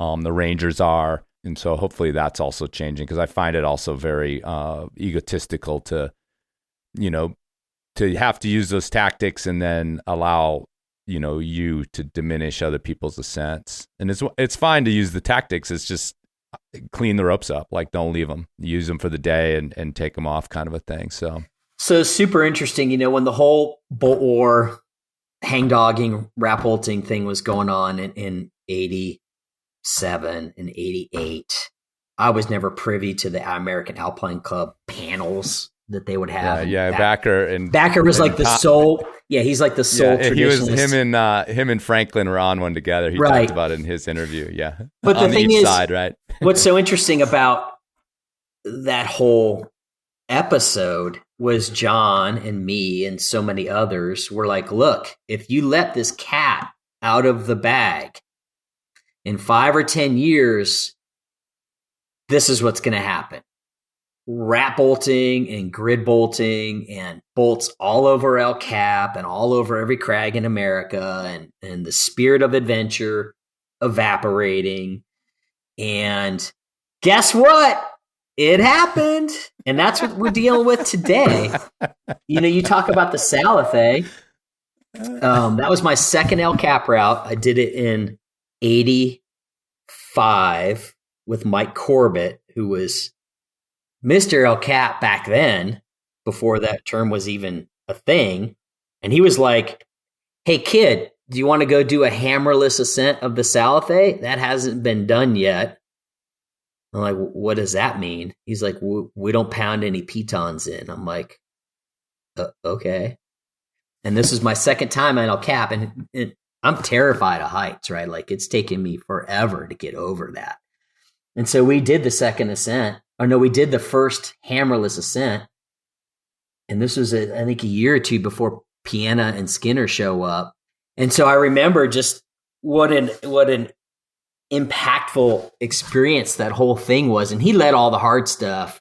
And he only asked me to do it because he wanted me to free the scary free climbing stuff, like that one off-width pitch that doesn't have any pro. I don't even remember what the hell it's called. But he sent me up on all the gnarly free climbing stuff, and then he did all the gnarly A climbing stuff. But I remember it was like such a crazy experience, and I was terrified the whole time. And I learned so much, which was great. And then I did a bunch of El Cap routes the next year. But yeah, it's just interesting, like now I think if I went and did the Salothe, it would be kind of a bummer actually, because you'd just be sport climbers all over the thing, and I'm like cameras and sponsors everywhere. And it's just like, wow. I'm so glad I got that era out of my system when it was still original and pure, and I love all these modern climbers to death, but it's just not pure anymore. And it's all sponsor driven and social media driven. And that's cool. and that's the modern world. But I just feel really lucky that Rick got me into rock climbing in 79, and I met so many people along the way that really helped me become the climber that I am. Because at the end of the day, it's all about your friends and your partners. And all of my partners that I've climbed with over the years, have really been amazing in those. I think I put a lot of my friends through bloody hell, belaying me on these gnarly ass runouts that we probably all should have died on. And if I ever write a book, it's like I got to get Ken Ariza and Dave Hatchett and Rick Lovelace to write their own chapters, because there's a lot of horror stories in there, that we just somehow managed to survive every day, have fun or get hurt real bad. Let me ask you this: you mentioned 3 routes. There was the Mirror, Sendero. What was the route on? Okay, Sendero, right? Sendero Luminoso in March, right? The Muir Wall in the summer, and then so I literally did Sendero, took 2 weeks off, went to the valley, did the Muir Wall, took 2 weeks off, resupplied, flew to the Yukon, and did Yukon Tiers, right? Which was just to the right of Great Canadian Knife, the route that Paul Piana and Todd Skinner put up there. And I mean, you talked about sort of exhaustion, talk about a bubble bursting. And I kind of wondered if, like, during, I mean, these, you start by saying like, oh, I had these amazing years, like every 2 years for a decade or more. I mean, did you ever feel that like burnout before that? Or did you ever feel like this life is, how do I keep this going? I mean, it was such an incredibly fertile period for a lot of climbers, but you in particular were just everywhere all the time, upping your game, doing different things, doing the work. I mean, that's the thing too, is like the work involved in all this sort of stuff is what keeps a lot of people who are certainly talented enough to climb those routes as far as the climbing is concerned. It's the work that stops people as much as anything. Yeah, I mean, I grew up in a working class family. We were lower middle class, probably in the 70s. My parents were basically like, I distinctly remember when we moved to Tahoe, we went from living in a trailer in Indiana, which is a crazy story, to my dad somehow getting a job and getting bailed out by a friend and getting a job in Lake Tahoe. So we moved. I was born in a trailer. Yeah, it was really gnarly. We moved to Incline Village, which in the 70s was one of the top 10 richest communities in the country.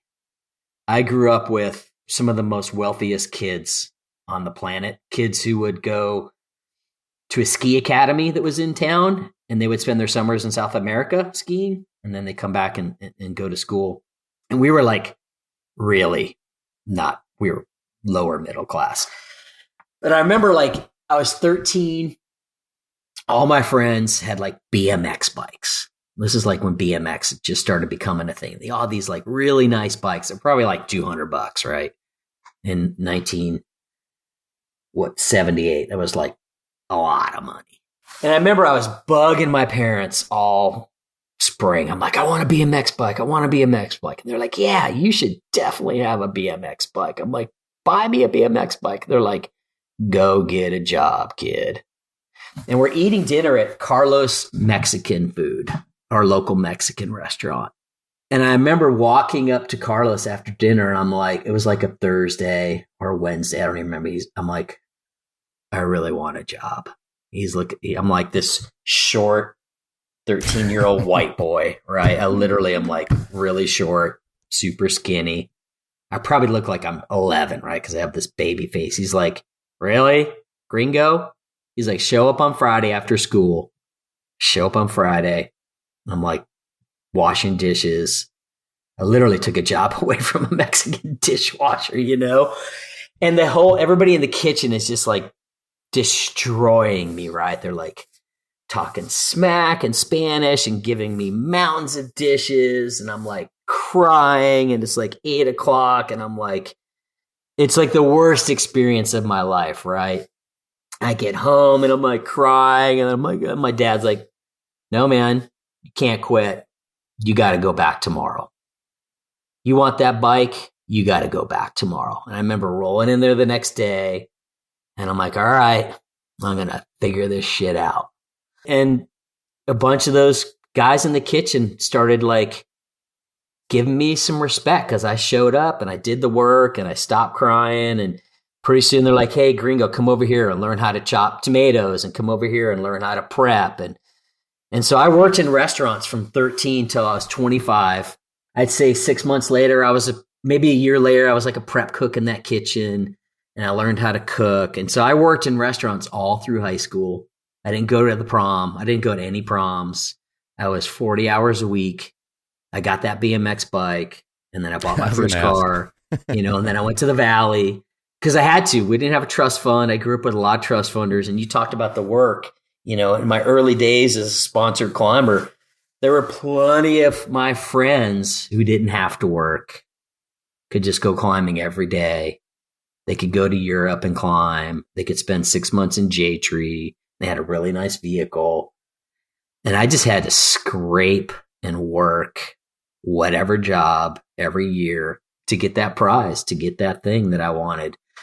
And so I'm blessed with my parents who were super cool with letting me live my life. When I graduated, I was like, I don't want to go to college.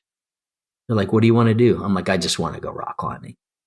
And this is before there was anything to get out of rock climbing other than going rock climbing. It wasn't like, oh, you could go rock climb, maybe become a sponsored athlete and then eventually become a sales rep. No, I just wanted to go rock climb. This is 1982. And they're like, that's cool. We don't want to pay for college if you don't want to go. Just support yourself and don't kill yourself. And we're cool with it. And that's how I was raised. That's how I'm raising my kid. That's how Paley and I are raising Milo, to work hard and to earn what it is you want in life, because it doesn't come easy. And I was always plenty jealous of a lot of my friends who didn't have to do that stuff. But it's just, the work thing, you got to have a good work ethic. You're in my purview in a couple ways. Like I said, we kind of hung out in that era in the 90s. I also, like I said, I showed up with Epperson. I think it might have been 2 seasons later, but it might have been the next season. I can't quite remember. When were you up at the Canadian Night? Was it 94? Okay, yeah. So I think we were up there in 96. Yeah.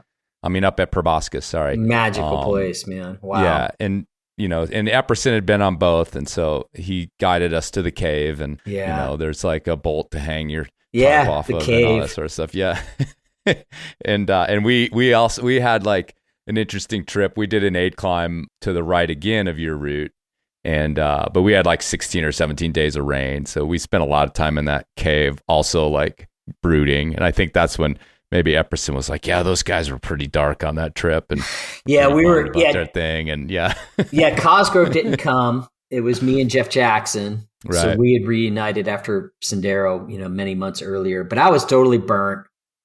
I was fighting this gnarly foot infection. I was totally exhausted, but also so inspired by that wall. Again, I read about the first ascent of that wall by Core, Robbins, McCarthy, and McCracken. Yeah, exactly. And I think that was also in 64. So I remember being just like, that's why we picked up Proboscis. It was like, let's go to that wall.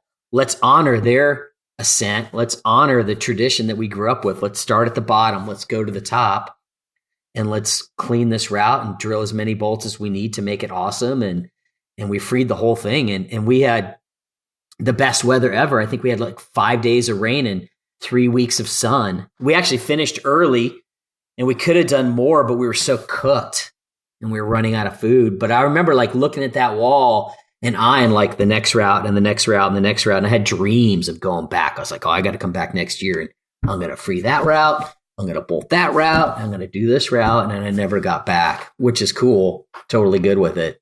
But it was a super dark trip, but also super rewarding. And I feel like after that, I was like, okay, I checked that box, and now I can go back to the Potrero.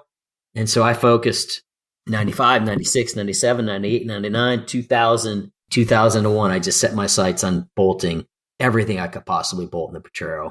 Let me slow you down there, because that's somewhere I want to go. But I just want to ask a little bit about Scott Cosgrove. He also figures as one of your partners that you bounced off of, you were driven by, you were great friends.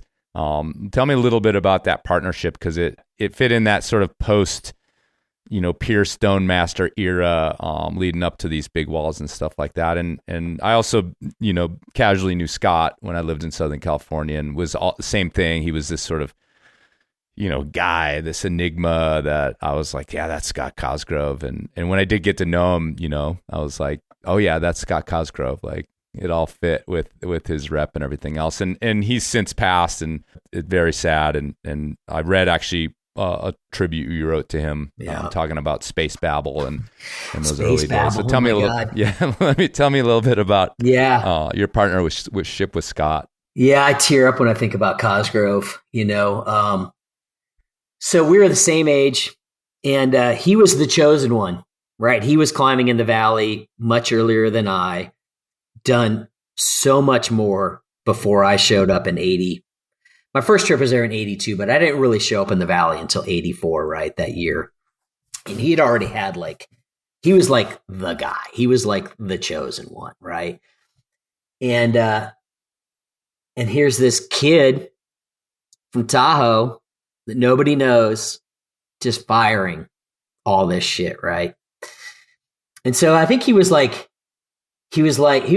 definitely competitive, and I don't really feel like I was competitive. I was driven, which I feel like is a difference. But he one day was like, oh, I see you're the kid, huh? Everybody's talking about you. I'm like, yeah, who are you? He's like, I'm Scott Cosgrove. I'm like, oh, I know about you. You've done this and that and this and that. And he's like, hey, let's go do Space Babble.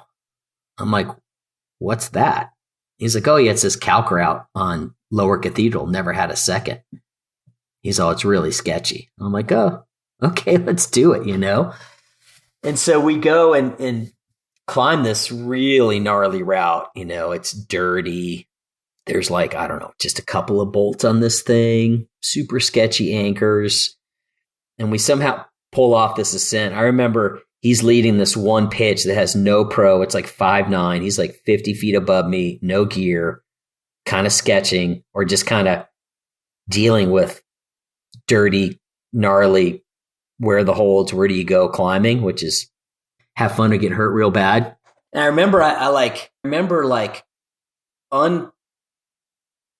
clipping the belay device to the anchor and stepping off to the side and thinking, well, if he falls, I don't want to die too. I remember doing something super sketchy, but somehow we do the route, we wrap off, and it really solidified this partnership. And I think I was still a rival to him, but at the same time, he was like, man, that was awesome. That was a great experience. He's really, really tall. I'm really, really short.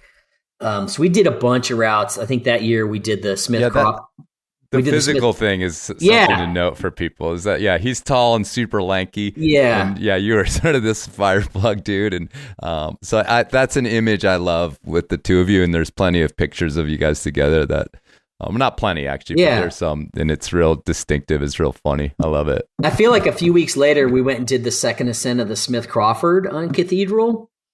And I remember every pitch that I had to follow was desperate to get his friends out because he was so tall. He'd stand on a stance and put the friend in, and I would get to the stance and can't even reach it. So I'd have to climb up and find this horrible way to get the gear out. But we developed this really amazing bond, and we would climb and we would go bouldering together. But we shared a lot of adventures and a lot of similar dreams and friendly rivalry. I remember in 88, we were both still on the trad side of the fence, and we were both obsessed with putting up hard routes in J-Tree. And I put up my first 513 there, which was Hold Your Fire, and he did his first 513, which was the Sun Bowl. We would belay each other on our projects. But I always had mad respect for him. And, we didn't do a lot of stuff together. We both kind of had our own ways and our own partners. But whenever we did connect, it was just like magic, right? Same energy, same vision, friendly camaraderie.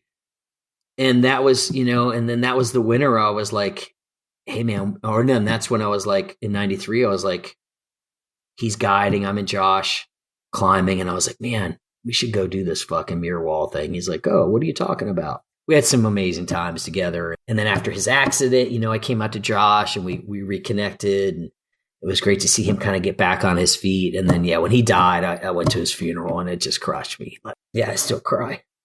It sort of feels like you've got that burnout era or that year. Really, you did all these incredible big climbs, but it kind of got you at your wit's end. And it seems like that Potrero then was sort of your, I don't know, I don't want to say at the time it was your retirement, but it felt like I'm going to go down here and set up my life, and this is chill. Like it's there, I can go down here and do my own thing. Yeah. There's nobody yelling about ethics or about power Totally. drills or about anything like that. I can kind of disappear to this place, but also like create this place. Yeah. Which again, if people go down there, they see your name on things, but don't realize what it was when you got there to what it became. But then it also ended in, to use your word, a fairly serious brouhaha. Totally. I crossed paths with you again there too. So tell me a little bit about that move to those next 6 years, just kind of disappearing to Mexico. And again, no social media. Totally. You did, when you went down there, you disappeared, you had to buy a card to call the States, and you probably didn't do it very often. Yeah.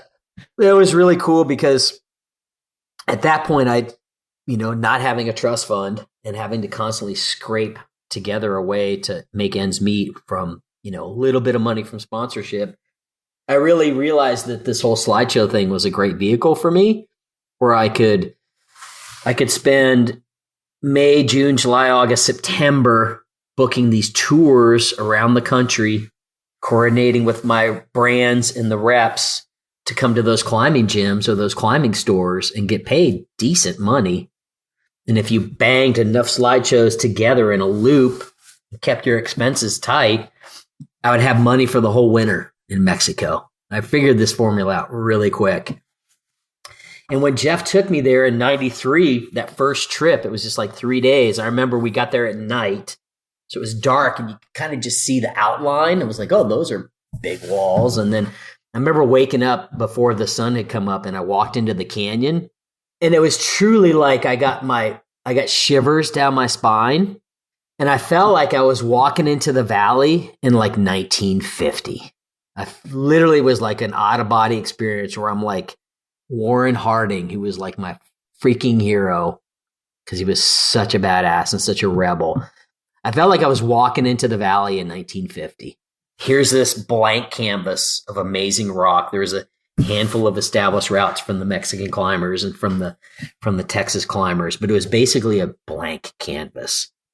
And when I laid eyes on the outrage wall, I was like, oh, well, that's a rifle by like 600 feet with 2,000 feet of rock above it. And so I knew, I was like, oh, I got to come back. And so that first winter, 94, my first route that I bolted was El Camino del Diablo. I was down there with Phil Benningfield. And that's when I connected with Ned Harris out of Boulder. And he was my partner for Mexico. We spent 3 winters together. He was just doing carpentry. He was at one of my slideshows early on at Neptune. And I was like, yeah, I'm going down for 3 months. He's like, well, I don't have anything to do for 3 months. And so he came with me. My first route there was like 13D seam.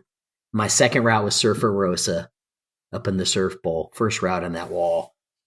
And it was just like stick a needle in my vein, right? I was just like, oh my God, this is so great.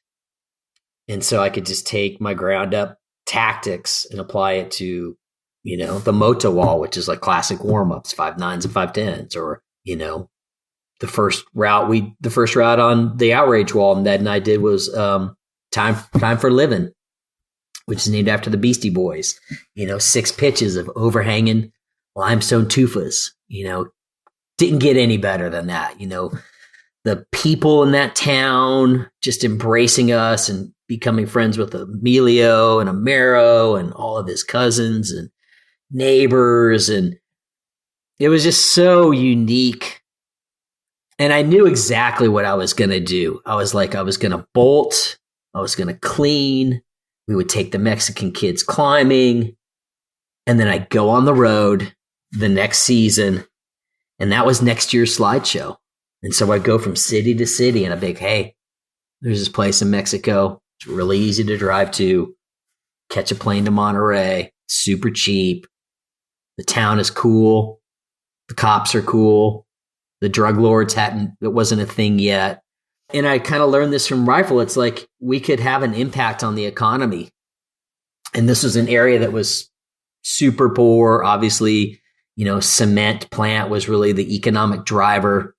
And and that town had embraced that park, and they built that swimming pool park.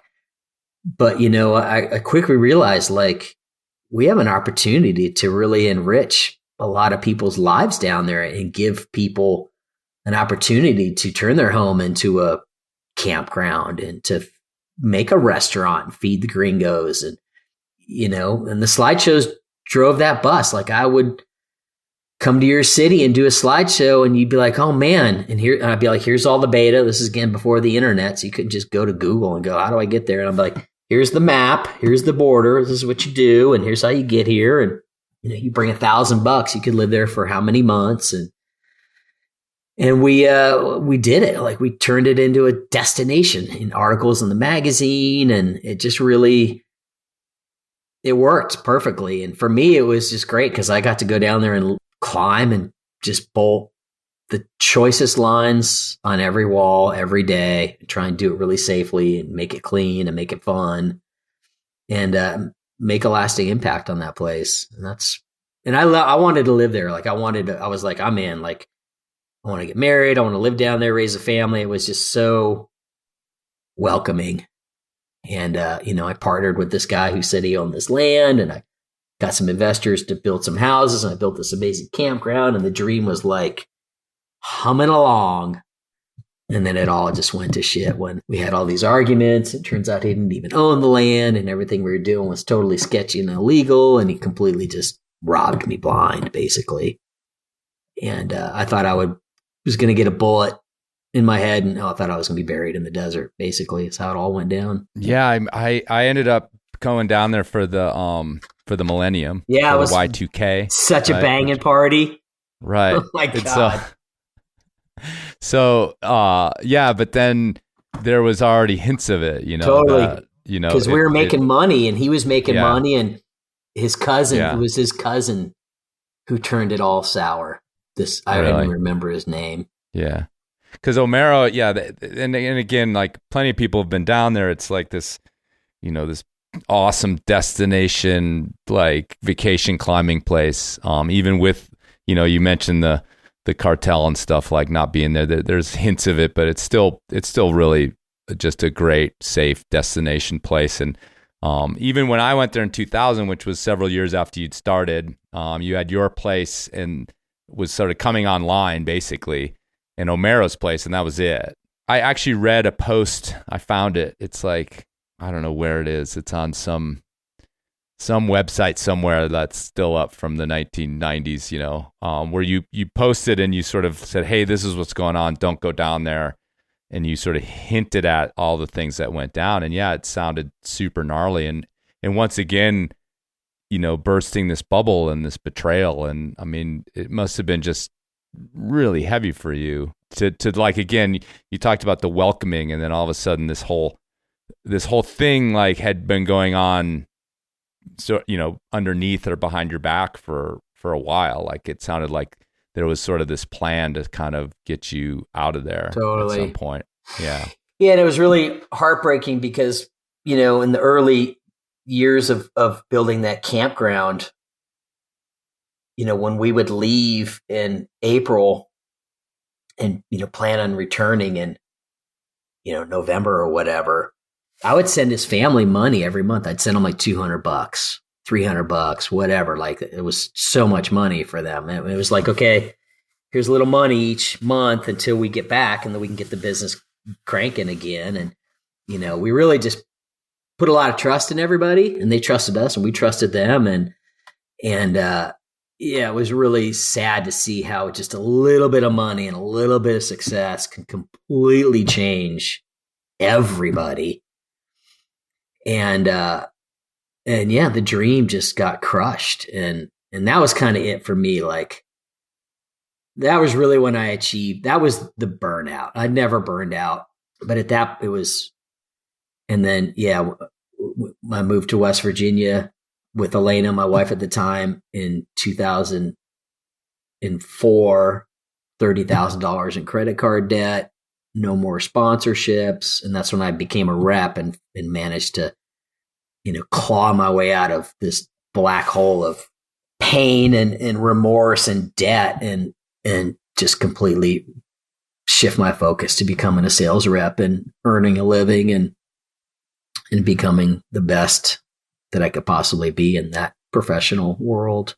I was kind of like leading this whole thing up to there because it feels like, yeah, that was as far as like you as a climber, I don't know what you continued to do personally, but that was like, that's it. That's like the end of the Wikipedia entry if I didn't look it up. But and it was burnout to climbing and the weight of what had happened and like dreams kind of popped that took you out of it.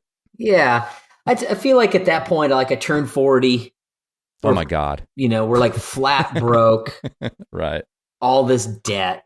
There's no bailout, right?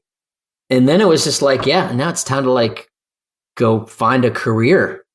I never went to college. It's not like I could fall back on my degree and whatever. And I certainly didn't want to work in restaurants anymore. And so with the help of Gene and Maura Kistler, I bought the guide service at New River Mountain Guides at Waterstone Outdoors. And, Gene helped us buy that business because we had nothing going on. And I started running the guide service. And then Doug Reed calls me up. He's like, hey, man, I'm getting out of repping, moving to Asheville.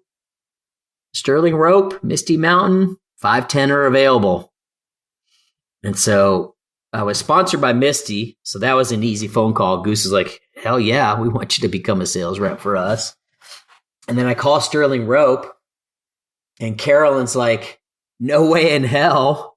You have such this bad boy reputation in the industry. But Paul Nyland, bless his heart, like convinced her.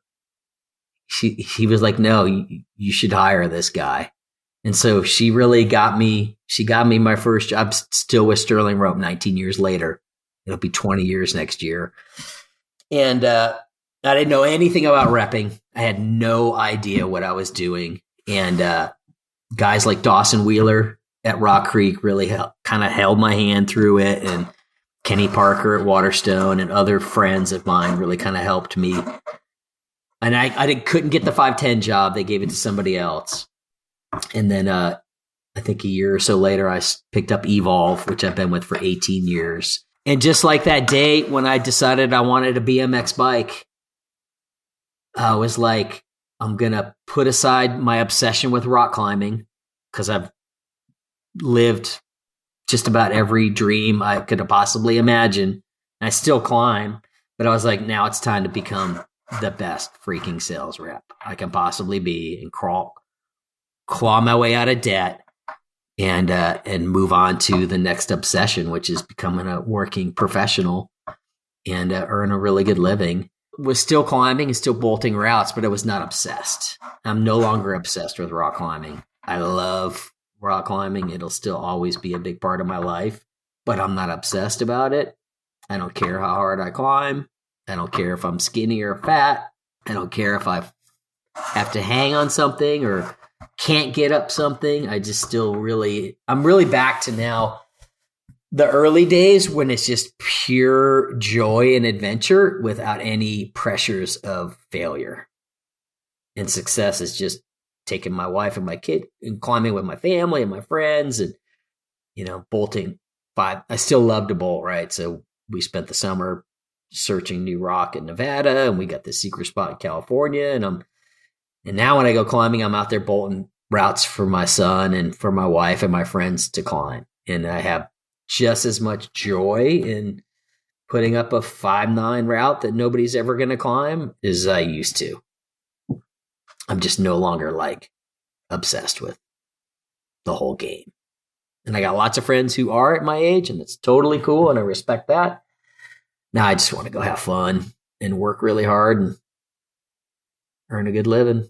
What about the decision to start a family? Did that feel natural?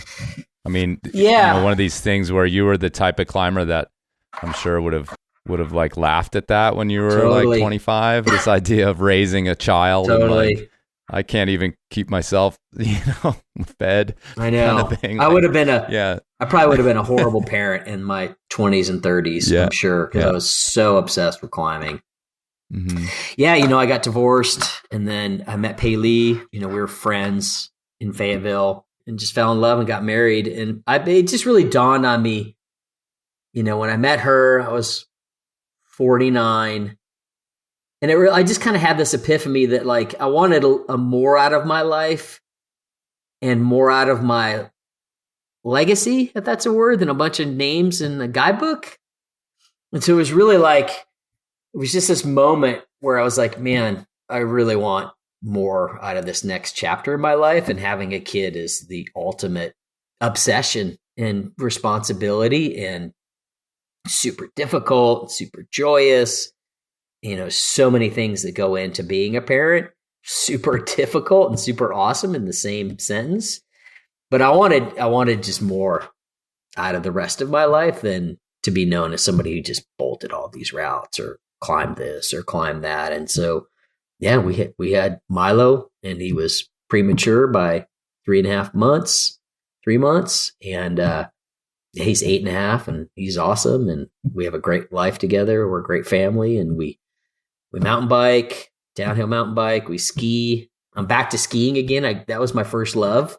And so I'm super psyched that I'm a skier, and my families are skiers, and he's just now getting into rock climbing. He's kind of like tall enough to be able to climb the new. And we're not the type of parents that are obsessed with our kids, our kid being like this big deal climber or this big deal skier or we just want to go have fun and raise him to have fun and let him enjoy these things without the pressure of like, oh, you got to become a World Cup climber, or you got to become a World Cup skier, or whatever. And if that's his path later, that's awesome. But for us, it's all about doing this stuff together as a family and making it fun, and not making it this epic, or not like pushing my dream onto him, but doing these things together as a family because they're fun to do as a family. And if he becomes obsessed with it on his own and wants to pursue it, we'll support it. But we don't want to drive that bus, because I'm really good friends with Chris Linder. I watched him grow up as this two parents that were obsessed with making him what they were. And I've seen this with other parents that I won't mention. And then I saw Chris just burn out. And now he's got kids, and he probably feels the same way. He was like, that was cool and that was great for a while, but then it really sucked. We just want to raise him to be a good person and enjoy these things. And if the passion and obsession takes him to a professional level later, we'll 100% support it, but we're not going to just push him down that road. Leading up to this, we talked about how this, when you said, what do you want to talk about? I said, oh, your whole life. And he said, yeah, well, let's see. We got 16 or 20 hours. And that's just your climbing life, to be honest with you. I mean, there's so many stories we skipped and we jumped around. But is there, and take a minute or whatever, is there a story we missed that we got to hear? Is there a person you climbed with that we didn't mention that you wanted to talk about? Is there a run-in with the Rangers in Camp 4? I don't know what it is. Anything out there that like a couple beers in, I don't know if you drink still, but you'll get to telling with a group of climbers. Really, I guess a really powerful climbing adventure that still means so much to me is the end of the 84 season in Tuolumne, right? So me and Steve Schneider, I think we're the same. No, he's a little older than me, but we were both in Tuolumne in this early summer, and we're both trying really hard to get on the rescue team, YOSAR, because that's your meal ticket, right? That's the Rangers don't hassle you. You get a campsite in YOSAR. You get paid if you have to go do a search or a rescue. The Rangers don't hassle you. and you get to go rock climbing, and the rangers don't hassle you, right? Your 2-week stay. And so it was like, so we finally get on Yosar, and we're like tearing it up. Like, I'm putting up new routes. He's putting up new routes. We're both climbing and repeating and just sending. I'm 20. He's, I don't know, 21 or 22. It's like the beginning of your prime. And then I do the Backer Urian, which is kind of like a big deal, third ascent. And everybody's like, who's this kid? Right. And I'm putting up a bunch of really gnarly first ascents that nobody's ever going to go do. And it's the end of the season, and I'd done a bunch of Fairview routes, repeats of like some of the hardest stuff up there, ground up, on site, no falls, just firing, right? Everything's just clicking. Age 20, I weigh 120 pounds. It's just, my brain is right, my body is right. What do you guys have on your feet? Sorry. Boreal Fee Race. Fee Race had just come out. Yeah. And I'm like, cool. Climbing with John had taken me under his wing. So I feel like this huge honor just every day to just be around that guy. And he's like, hey, kid, let's go bouldering. Hey, kid, let's go soloing. I'm like following him on a solo circuit. Things I could have never imagined in 1980 when I'm reading Yosemite Climber in Rick's house, right? And I spy this line on the far left side of Fairview Dome, the dirty, dark side, way left of the regular route. There's nothing over there. It's like the no man's land of Fairview. And I spy this gorgeous line. And I spent days with binoculars and different times of day, hiking from different angles. The light only hits the wall at the end of the day. You only get a couple of hours to see the light where it's just going to reveal the features. And I've always, for some reason, when I first learned how to put up that first route in J-Tree, my vision changed. And from that day forward, I could look at a piece of rock and it was no longer a mystery. Whereas before that first bolt, it would just look like another blank piece of rock or whatever. And all of a sudden I could see what I couldn't see before, if that makes sense. And so I spent a bunch of days eyeballing and picking this route through the dirty, dark side of Fairview. And so I go to Steve. I'm like, hey, man, I got this line. I really want to do it. I think we can do it. And so I take him over there and he's like, okay, yeah. And so the next morning we get up real early. It's late in the season. It's really cold out. There's nobody in the park. And I was like, hey, let's make sure we do this thing as clean and as pure as we could. And this is our mantra. It was always like the hand drill was the last resort, not your first option. And so I led the first pitch, and then he led the second pitch, which took us out of this first little crack across the first piece of face. And he gets in his pitch, which is really gnarly. Maybe one bolt and a 2-bolt anchor, and the day is done. And we rappel. We don't fix any ropes.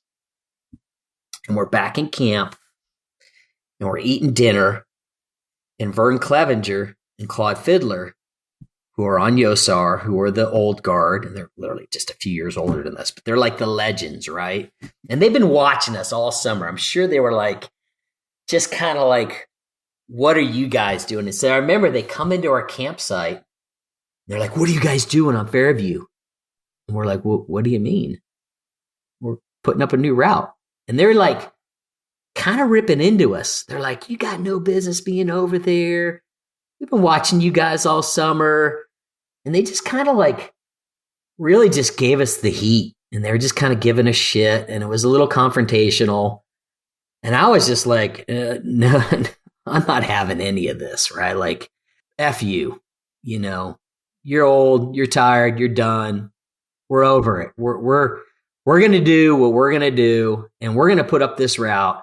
And you will never, ever be able to climb it. They literally lit a fire at me. I was like, that's it. You're screwed. Good luck. When we're done with this thing, forget about it. After they left, I'm like, all right, Steve, We will put the least amount of 1/4-inch bolts in this route as possible. We are going to hang our ass out like John did on the back of your rear end. And we're going to leave a statement for Vern and Claude. And so we go back the next day, and we really wanted to do something different. So instead of fixing ropes, we pulled our ropes. So the next day, he led my pitch, the first pitch, which was kind of gnarly. I led his pitch, the second pitch, which was really gnarly. So we had a pretty good grasp of where his head was at, where my head was at. And so we strike off on pitch 3, and we get pitch 3 in, and it's freezing cold. We have there's no modern climbing equipment, clothing that could keep us warm. We're like freezing cold, and we're like shivering at the belay while we're running it out. Each person's running it out. Another pitch up, and we climb through these amazing sections of face with one bolt here and a piton there and a stopper here and a friend there. And we get through this head wall, and we traverse over, and there's like one more gnarly looking pitch, and then we should have it in the bag. Leave the belay, and I tap in this 1/4-inch bolt, and it's a spinner. So I only can get like half of it in. I clip it. It's getting late. It's going to be dark soon. There's no bailing. We can't wrap off this thing because we're so circuitously up on this wall that there's no way we can just rappel. We have to finish. No headlamp, a windbreaker and a hat and a pair of Gramici pants or whatever. So I drill this spinner. I'm like, F this shitty bolt. Watch me, Steve. And I'm just climbing, and I want to drill a bolt, but I can't, and I won't. And I keep climbing, and I want to drill a bolt, but I can't because I can't stop, but I want to. And I just keep running it out. I get like, 40 feet above this thing. I'm doing these slippery you've climbed in Tuolumne, slippery mantles on that gold polish. And I finally get another bolt in, clip it, get through that, get to the belay.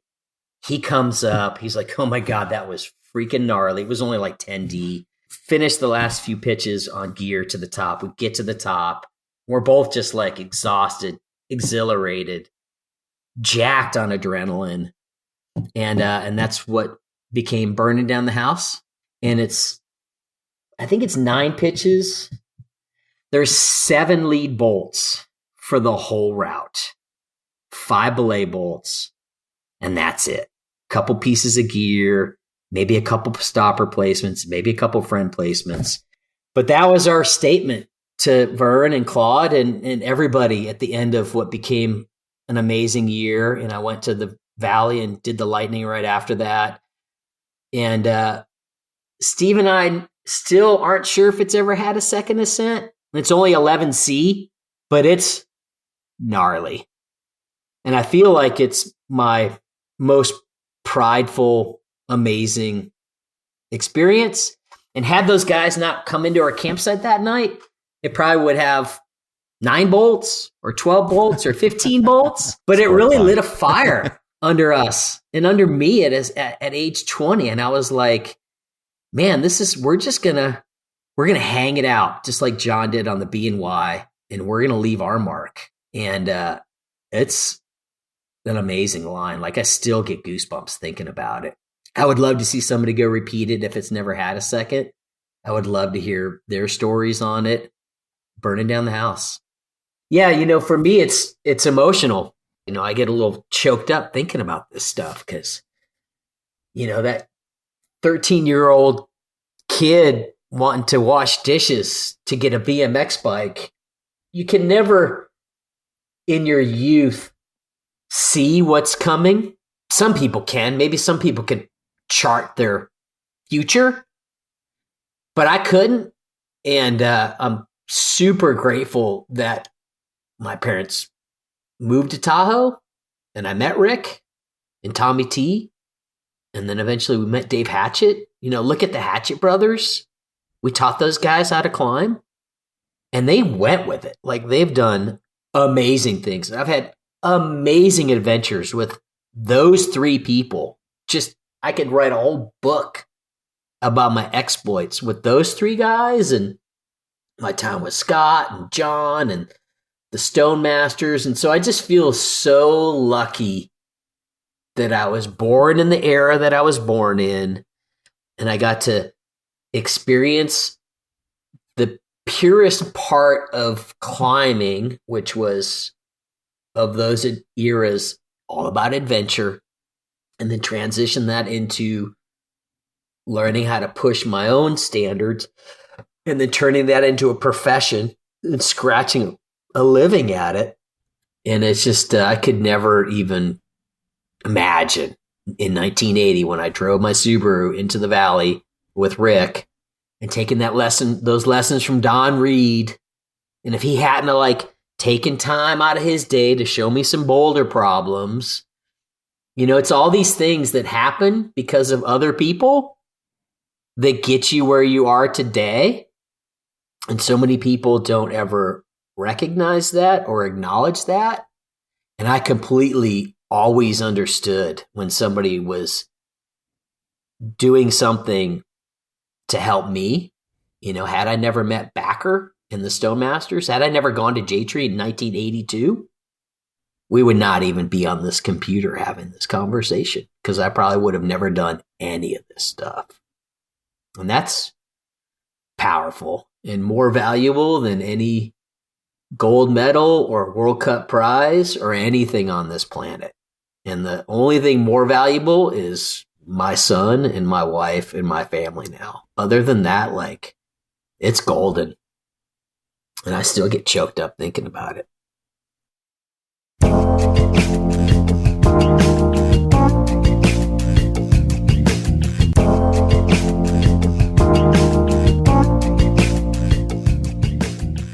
All right, folks, thanks for listening, and thanks to Kurt for connecting from somewhere in the mid-Atlantic, I believe.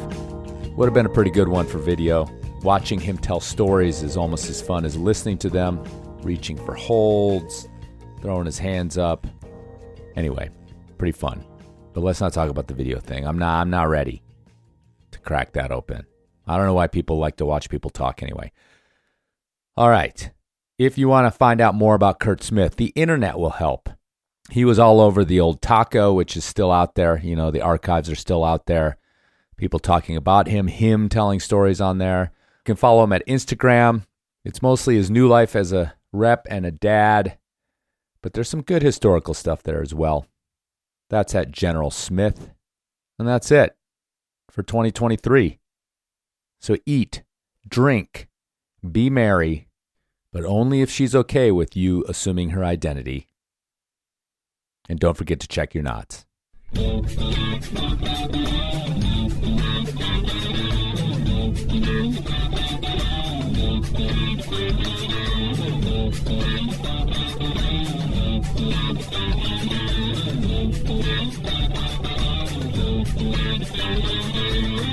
When some wild-eyed 8-foot-tall maniac grabs your neck, taps the back of your favorite head up against a barroom wall, and he looks you crooked in the eye, and he asks you if you've paid your dues, well, you just stare that big sucker right back in the eye, and you remember what old Jack Burton always says at a time like that. Have you paid your dues, Jack? Yes, sir, the check is in the mail.